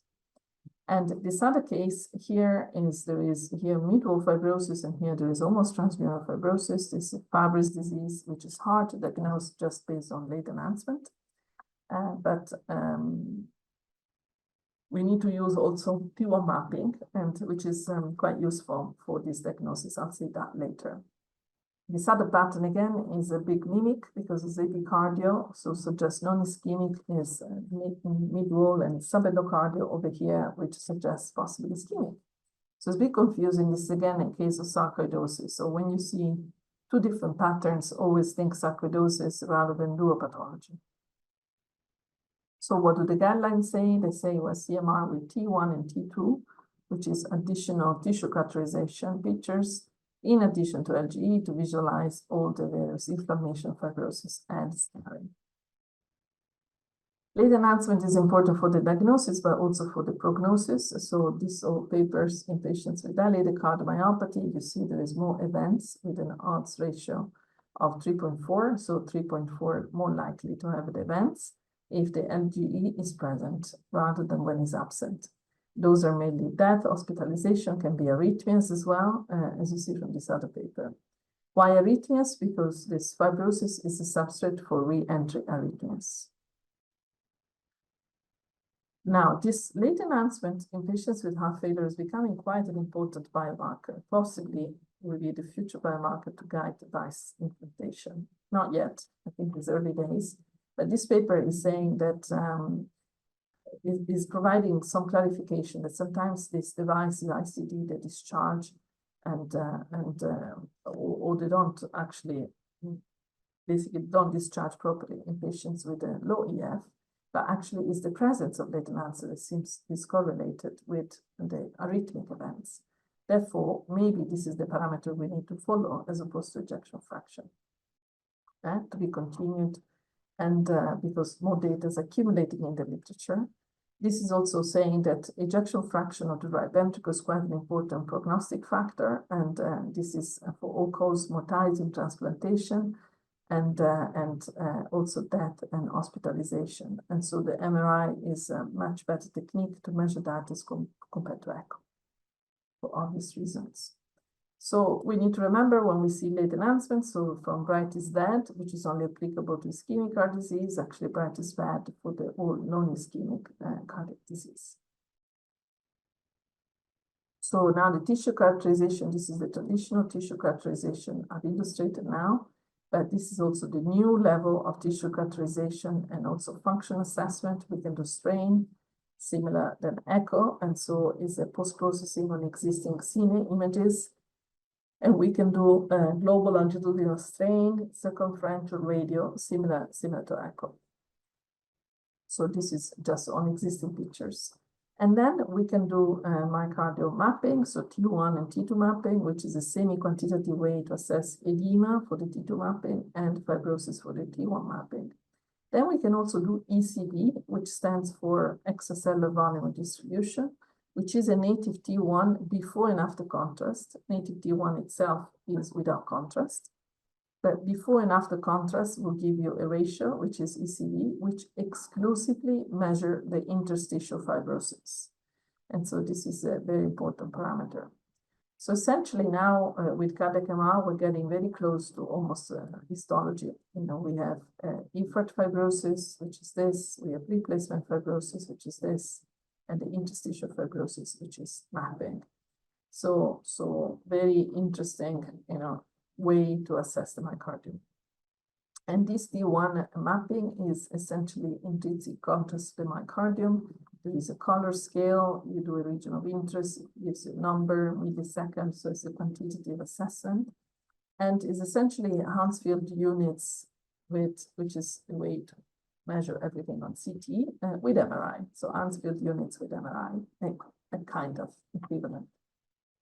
So this is basically the T1 mapping behavior on different conditions. In myocarditis, amyloidosis, you see typically the native T1 is very elevated in amyloidosis, or in acute myocarditis, but is very low in Fabry's and iron, which is why I said Fabry's is a hard diagnosis to make, except when you have T1 mapping, and particularly the basal slice, because this is characteristically very low value.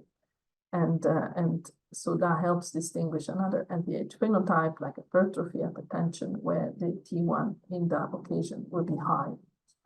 So very important pictures to take, and it's only really 1 2 pictures you don't need a lot, so definitely worth it. This is basically another nice paper from Mariana Fontana, in which a healthy volunteer, everything is normal, the CINE, the T1 mapping, and the late enhancement. Whereas in AL or ATTR amyloidosis, you see the component of the LVH is different, and the amyloid concentration is also different. Interestingly, ATTR looks thicker than AL, but the concentration of amyloid is higher in the AL than in ATTR. So more studies to continue. But essentially, cardiac MRI in this cardiac amyloidosis in infiltrate disease, we can measure the amyloid burden by measuring ECV, which is the extracellular space of distribution, which gets increased during amyloidosis. And also we can measure different compartments of the heart, including myocyte volume, and also burden of edema, which edema inflammation will be present in some of these conditions because either the toxic effect of the amyloid protein in the heart, so in case of amyloidosis, or sarcoidosis, myocarditis, they also have acute phase, and also the arrhythmogenic cardiomyopathy. So those are some red flags on CMR to make the diagnosis of ATTR and AL. Of interest, the CMR cannot distinguish AL from ATTR, and so for that, it's important to do an overscan. Now, this is to say the ECV is associated with outcomes, so this extracellular volume distribution. You see here, if you have an abnormal ECV, you have more events. So I'm getting towards the end, just to say then in heart failure, CMR, contrast CMR is recommended in patients with cardiomyopathy at initial evaluation. So that means that every patient with heart failure, whether it's reduced or preserved ejection fraction, we should need to have an MRI. This is in class 1B. So quite a strong recommendation. And the other thing I want to say in patients with heart failure, that now we can reconsider scanning patients with devices. Because until now it was absolutely forbidden. Now there is quite a bit of research. It says that actually also the non-conditional devices, where the conditioned devices can be scanned anytime following certain conditions of the manufacturers. But now even non-conditional devices can be scanned, but we need to do this with caution in expert center, and there needs to be a quite developed SOP, standard operating procedure, to ensure there is no damage to the patients. This is a typical protocol in heart failure. You start with the CNES, and then you do the T2 edema pictures, whether it's T2 stirs or T2 mapping, and then followed by T1 mapping, followed by T1 mapping, well, actually T1 mapping, then post-contrast, and then ECG. So this is quite a comprehensive protocol. Now, finally, we appreciated there is a lot of patients with heart failure, maybe not so many MRI scanners available. Certainly in India, there is a lot of MRI scanners. And so we advocated for the most common clinical questions like heart failure, cardiomyopathy, or substrate arrhythmias, which also can be a heart failure patient, or ischemia and viability, which also can be a request in the heart failure patients. And ischemic and non-ischemic cardiomyopathies, which is also a heart failure patients, then the CMR should be done in 30 minutes. And this is really the scouts, even the stress, and then the CNES, and you do the data enhancement. Okay, and the Society for Cardiac MRI, for which I'm the CEO, it really advocates for this protocol to be half an hour. In fact, this was tested in Peru. And in a long weekend, they did 100 patients. And so it was 3 minutes for the initial survey images, and then 10 minutes for the CNES, and 5 minutes for the data enhancement. And so they did CMR in 20 minutes, in fact, not even half an hour. And also the result was quite good. The quality was good. And they managed to make some differential diagnosis and change patients' diagnosis altogether. And so this is very important because there's repercussion, of course, for the management. So in conclusion, my take-home message is that CMR is indicating the ESC guidelines in class 1 in patients with heart failure as a baseline test, together with echo, of course. It can accurately measure LV, RV, EF, and volumes, and can tissue characterize the heart, fibrosis, edema. They give us hints of the substrate and the final differential diagnosis, helps in establishing the final diagnosis, and also has a prognostic role. Presence and extent of fibrosis definitely is one of that.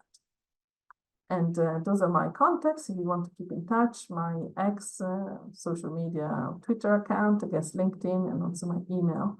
And watch the space, because I hope I will be doing more courses on cardiac MRI in heart failure in the future. Thank you for your attention.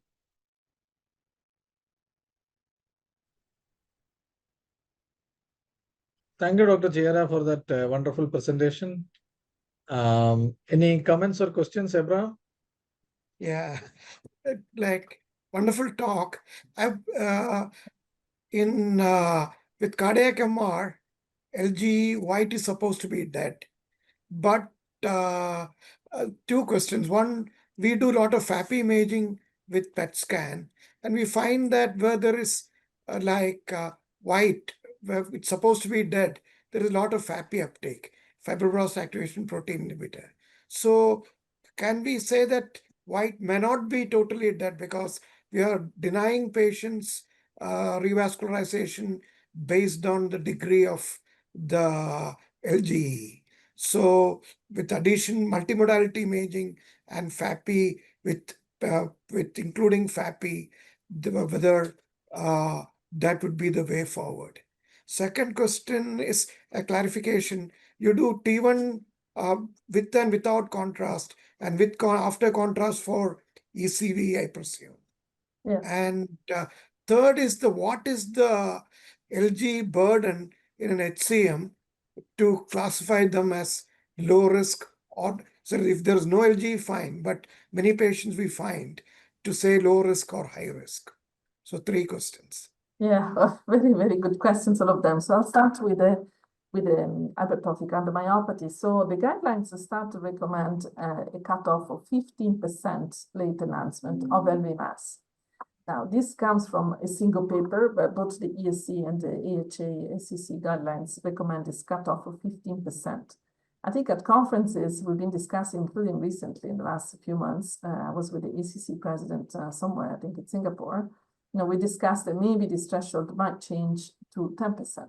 So I think, I will just use around that 10-15% for now. As you said, if there is no late enhancement, it's good news. I think when there is a lot of late enhancement, that certainly is more than 10-15%, is probably a parameter to consider to risk stratifying those patients for the devices.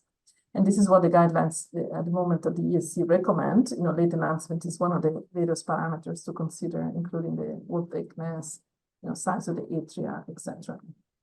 So for what concerns the T1 mapping, pre and post contrast, yes, this is to calculate ECV. So ECV, I have to say that I use it clinically only in cardiac amyloidosis, but sometimes I don't know if there is the diagnosis until after the scan is finished. So from a kind of operations perspective, every patient with LVH in my department, we do the ECV. And then when the ECV is normal, we know it's hypertensive, it can be sarcoidosis, can be other things, and definitely not amyloidosis. So because otherwise native T1 can be useful also without contrast, it's done without contrast, but for the amyloidosis, it gotta be ECV. And then finally, the viability. Yes, you're right. If you do viability testing immediately after an acute infarction, there is a lot of edema, and so that edema sometimes kind of extends to the late enhancement. So there is a risk to kind of overestimate the size of the infarct. Now, what I do in my department, depending on the clinical questions, if we have to do a viability test during hospital admission, sometimes we do that. I think I look at the pictures. If there is microvascular obstruction, I know the infarct is transmural, so there is no risk to kind of overestimate the infarct size. If it's subendocardial, it might look transmural, so I think that's where it is tricky. Then I think you're right. I think we need to give these patients a chance to revascularize.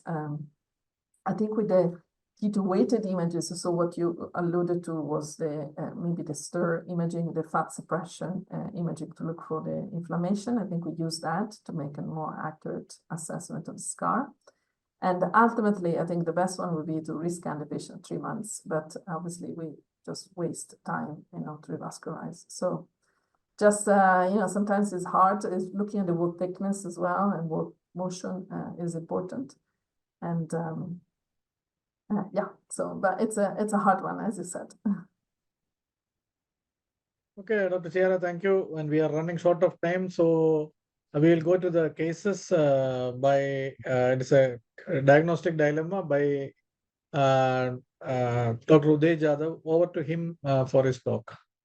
Thank you. I am Dr. Uday Jadhav from the MGM Mumbai Hospital in Vashi, and currently I am the Vice President of the Heart Failure Association of India. It's a pleasure to have some of the great European faculties with us today, and of course, very allied faculty from India, both for the clinical presentation, the echo, and the imaging experts. So with these few words, let me start my case presentations. My job is to present two small cases. I thought this should bring up some important discussions between all of us as to how we deal with patients of HFrEF and HFpEF. And for our physicians who are attending this course from all our India, welcome. I thought that we should have a little variety of cases, not necessarily just stick to the ischemic heart failure, which you are well versed with, and time and again we have been talking about. So let me show you this case. It's a case of dilated cardiomyopathy, which presented with HFrEF. So this was a young female who had no known comorbidity. She just came to the hospital with a prior history of low-grade fever, some weakness, a shortness of breath over a week. And typically she was put on antibiotics, febrile illness was worked upon. And over this 1 week, she continued to worsen. And when she came to the ER, she was extremely sick, very breathless. And she had a cardiac arrest, in fact, in the ER. So she was intubated, sent to the intensive care unit. She was ventilated. She had a persistent bradycardia at that point of time, and a temporary pacemaker was inserted. This was the X-ray when she came, and you can see the global heart and sort of fluid collection, a pulmonic edema, prominent pulmonary vasculature. These are how all our X-rays look when patients come in the acute phase with all the difficulties in taking those X-rays. The echocardiography showed, as you can see, a dilated left ventricle. There was a global hypokinesia. The LVEF measured and visualized was about 25%. Mind you, this is a bedside echo. She had a mild pericardial effusion and moderate LV diastolic dysfunction, continued to get into a very severe diastolic heart dysfunction. Her pulmonic pressures in the acute phase with difficulties were 35, went up to 70s and 80s. And this is the other image of the globular heart. I'm not playing all the images to save time and have a meaningful discussion on the case. These were our labs. BNP were 843 and TROPS were elevated. The CKMB levels were elevated. Her first cultures, both blood and urine, were negative. CRP was 3.5. Her procalcitonins were normal. And as we continued to treat her, mainly with intravenous diuretic and support for the ventilation, the anti-nuclear antibodies came positive. The titers were quite high, 1 in 1,000 with speckled pattern. The ANA showed two of those markers, the SSAR and the SSPLA positives. So this is typical of what we call as the Sjogren's syndrome. As you know, these are connective tissue disorders. Sjogren's, and people can spell it whatever, Sjogren's or whatever. The correct name is Sjogren. And she had all those features, initially she had that fever and arthralgia, significant body ache, and these sort of patients can also be the ones which we get with viral myocarditis, but then this profile had come positive. This is about 5 years back, and these are her CMRs, and you can see that on the CMR, she had a hypokinesia of the entire LV segments. The native T1 mapping and the T2 are shown very clearly here, and you can see that the native T1 values had increased, measuring about 1349 milliseconds. That's an increase beyond the normal cutoffs, and the extracellular volumes measured 30.6%. There was a T2 enhancement in the mid-lateral wall, and the T2 values were 61.8. So that's suggestive of myocardial edema. And the T2 star blackbird sequences also showed increased signal intensity. So there was a confluent epicardial enhancement in the basal and the mid-cavity segments, and the mid-myocardial enhancement in the basal septum. and the arterial wall. So approximately about 50% of the myocardial volumes are involved.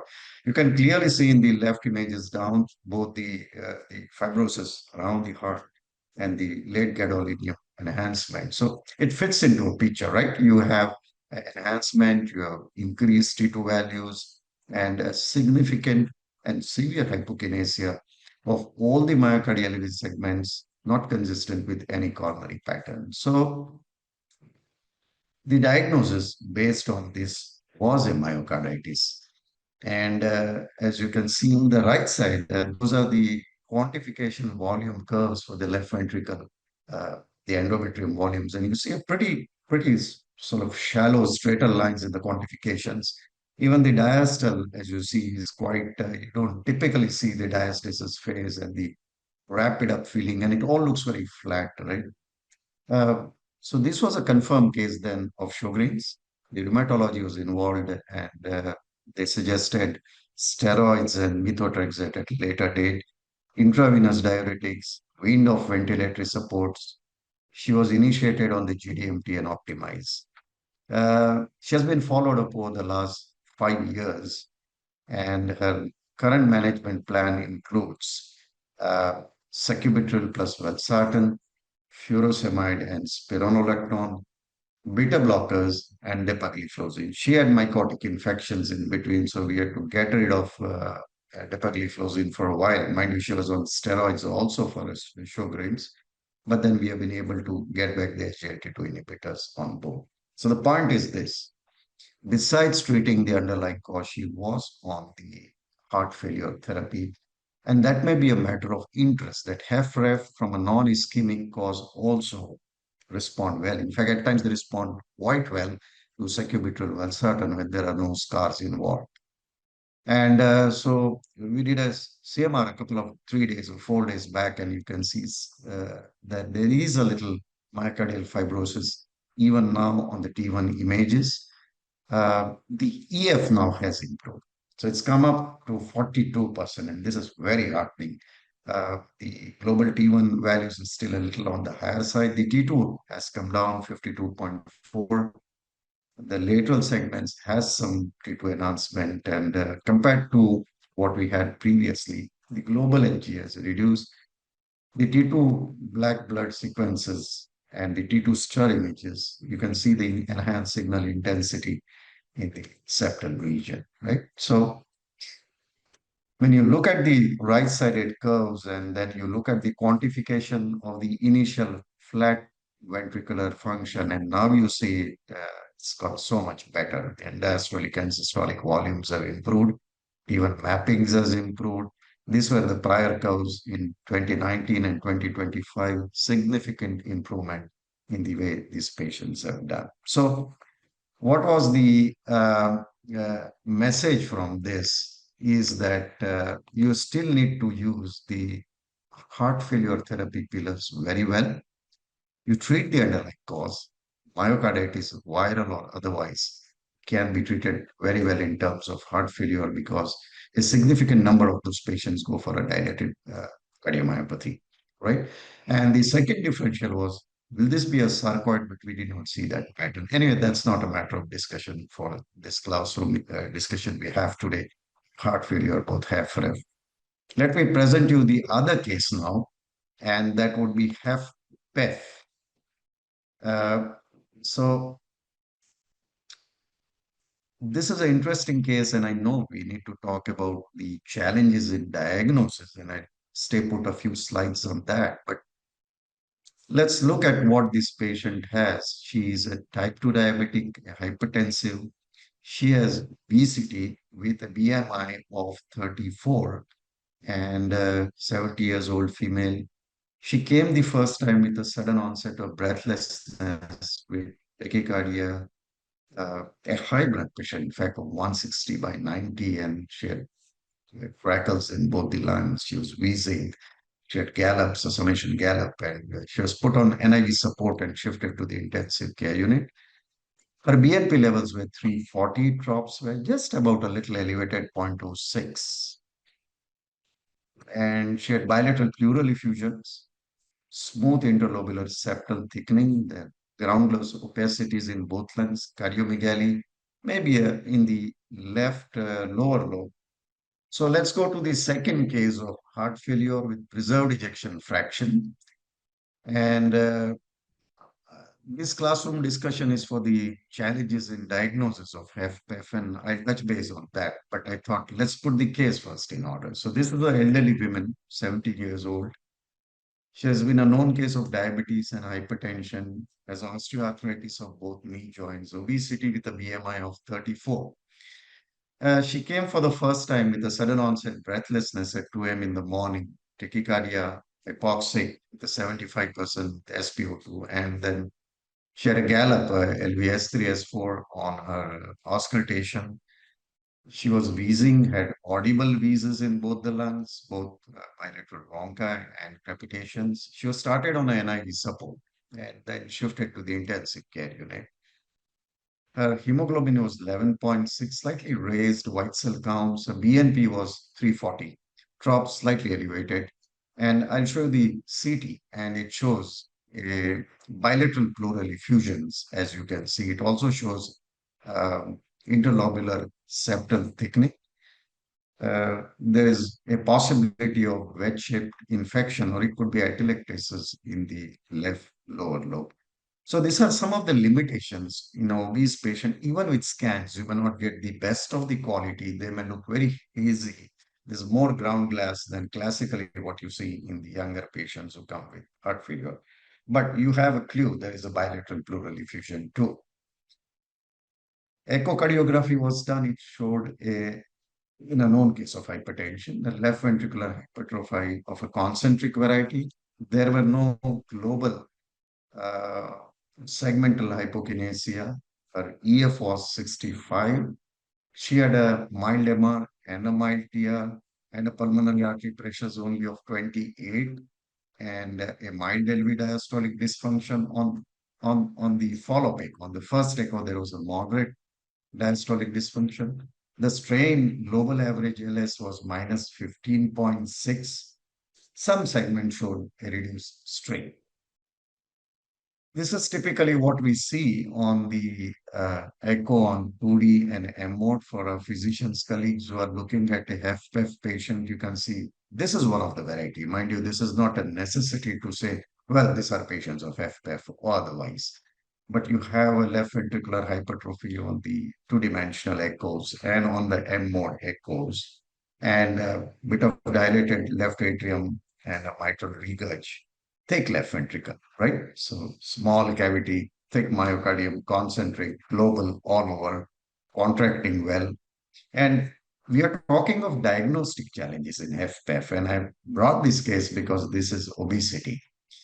Look at the difficulty when you are trying to get the tricuspid regurg jets in a thick patient. Try as you may, you will still find difficulty in recording the exact TR jets. Of course, one can discuss and one can go into the nuances of echocardiography and always hone the skills in terms of what betterment can be done. But having said that, echo is done. Depends on which part of the globe you are practicing by technologies, so the intensive care doctors or cardiologists, and there is and has to be a difference in the quality of echo that will come through. In obese patient, very specifically, these are challenges, right? So these are her Doppler signals, E prime A, and she was put on intravenous antibiotics, diuretics, NIV support. She improved. She was asked for sleep studies, which came positive. She was recommended CPAP for obstructive sleep apnea. And she was discharged on sacubitril valsartan 200 in the morning, 100 milligram in the evening, twice a day. That was the maximum she tolerated at that point of time. Twice metoprolol, finerenone, ditol, semaglutide, and aspirin. Now, you may actually, if this was a different discussion, we could discuss, are these the pillars of HFpEF therapy now? Because the guidance is only 3, 4. One is that you treat the underlying cause. Second is you use loop diuretics. And third is that you use SGLT2 inhibitors, which you don't see here, but was added later. One of the reasons why it was not added in the ICU, this is just a concern that she came with infection. So at times, the medical intensive care is a little reluctant in putting patients straight on SGLT2 inhibitors in the very first 5 days or 7 days. Sacubitril valsartan may not have an established role in treatment of HFpEF, but if you have OSA, if you have a hypertension, you have LVH, diabetic patients do well. She was on hypertension, metoprolol for hypertension prior, so we continue. The only two interesting things are finerenone, which has some level of data to help HFpEF. And she was already prior on oral semaglutide, so we continued 7 milligrams. So it could probably benefit this set of patients. After 5 months, she complained of a syncope and a shortness of breath, and she came with a bradycardia and some sort of bigeminy, and her potassium was 7.4. So she was treated with the usual anti-hyperkalemic measures and shifted to the intensive care unit. Both were stopped, sacubitril valsartan and finerenone. It was corrected, the potassium over a period of 72 hours, and sinus rhythm restored. She has just gone back home and we'll just follow up in another 2-3 days time. At present, not on RB, on MRA, other ongoing heart failure therapy. And this was the EKG when she came to our hospital.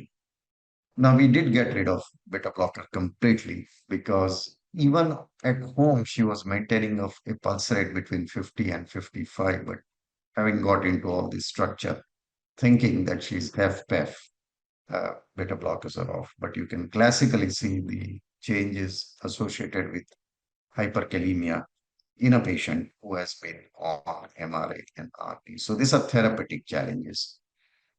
Let me talk in the next 3-4 minutes on what are the challenges.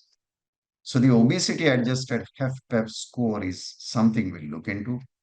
You basically rely on history, ECG, echo, and BNP, right, for heart failure HFpEF.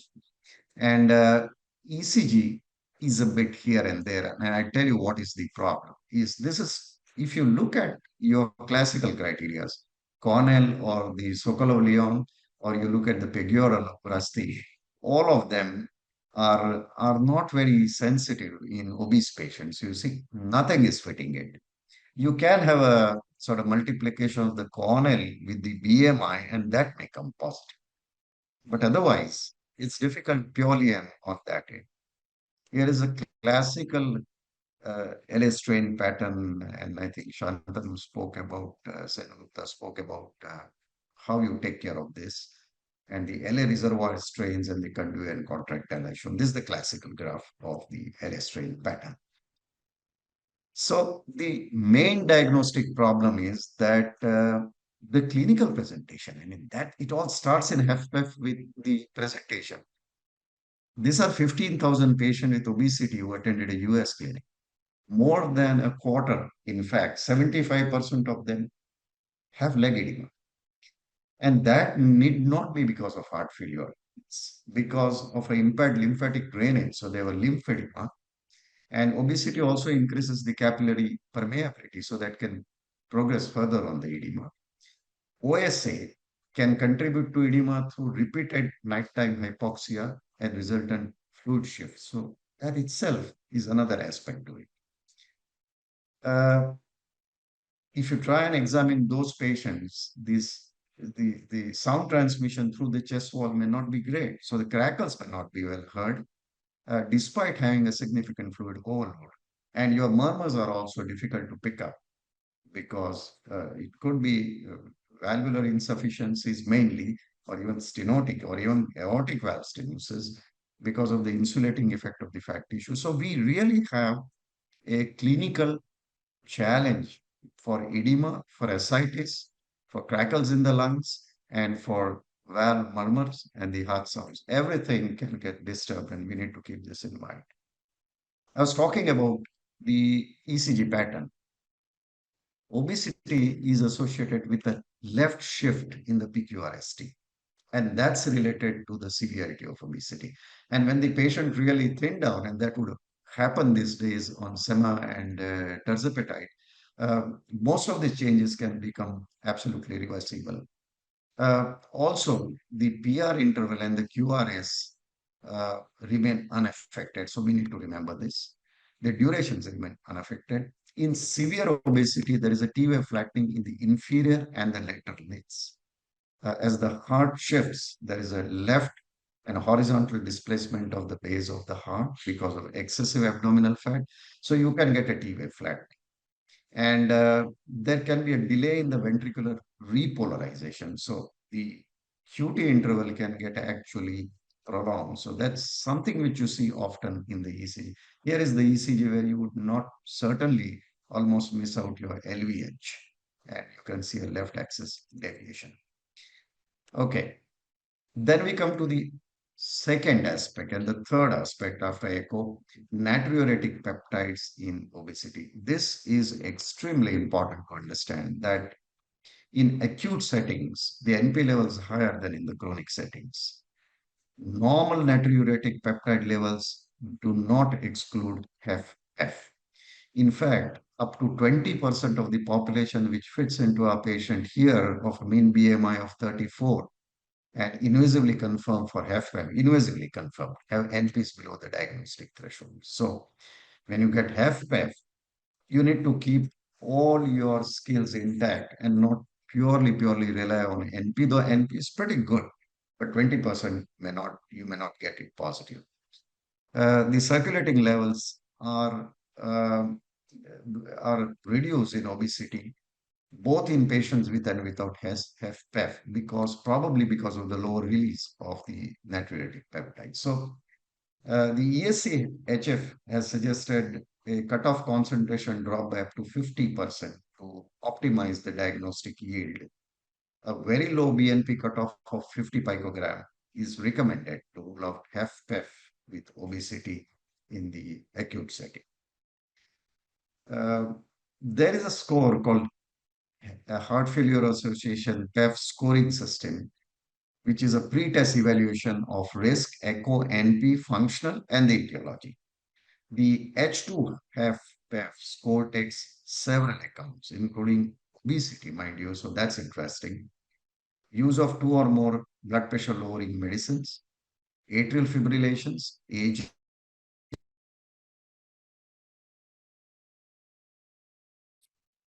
Finally, just a touch base that the ESC has recommended indexing the left atrial volume. And it's the body surface area is mainly driven by increasing the fat mass. So if you index the left atrial volume to BSA, then you can lead to overcoming this flaw of overcorrection of LAV in patients with obesity. So you can normalize the values for LA dilatation. This assumes that there is a linear relationship between the left atrial volume and the body surface area, but that necessarily is incorrect because the heart and the body size do not grow proportionately. We know that. So that cannot happen.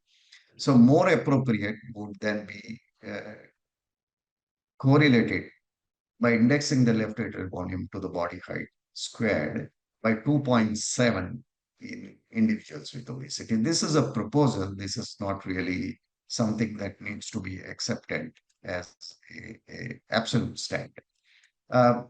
So having said that, this is where we end up saying that in obesity, we have these therapeutic challenges. And here was that score.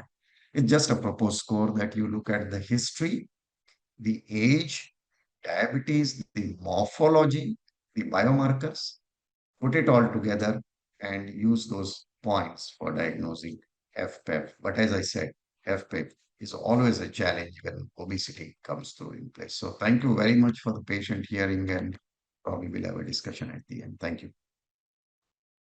Thank you, Dr. Uday, for that wonderful, very detailed presentation. Uday, so always the diagnosis of heart failure with preserved ejection fraction is difficult even with echocardiography. So what is your clinical clues to suspect when a patient comes to OPD what are the clinical clues to tell you that this patient probably will have HFpEF?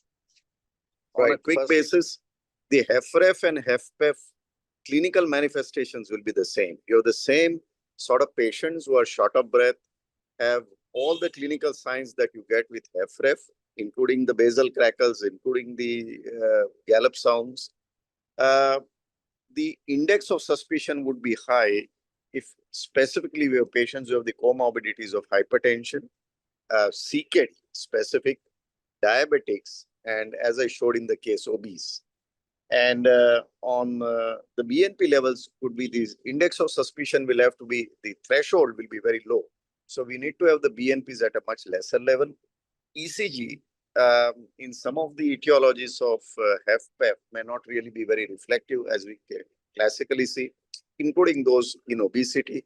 A simple parameter in left ventricular hypertrophy in hypertension should be to start looking at the left atrial size and the left atrial strain, because that's a great predictor of which patients will go for HFpEF. So I think the whole trajectory in India in a large number of patients is hypertensives getting into HFpEF. There are other reasons, of course, but I think is a common entity. So those are my observations. Abraham, any final comments? And we'll wind up because already we are late by 20 minutes. Yeah. Okay. So one question is that do you recommend 6-minute walk distance test for all the patients and follow-up for HFpEF and HFrEF? Because India, it's totally free. And if we can recommend that, it will be a useful addition for the listening Finnish physicians. Absolutely, Abraham. We discussed the challenges in diagnosis, but I think the greatest asset would be the 6-minute walk test, both for HFrEF and for HFpEF. And truly, it's a great test for HFpEF also. And I absolutely agree.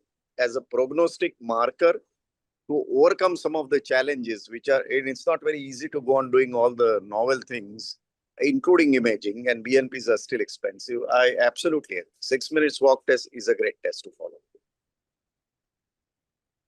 So thank you, everyone. You can post the questions in the chat box, or you can send post in the WhatsApp group also. We will be going through that questions and answering those who are generally relevant to all in the group.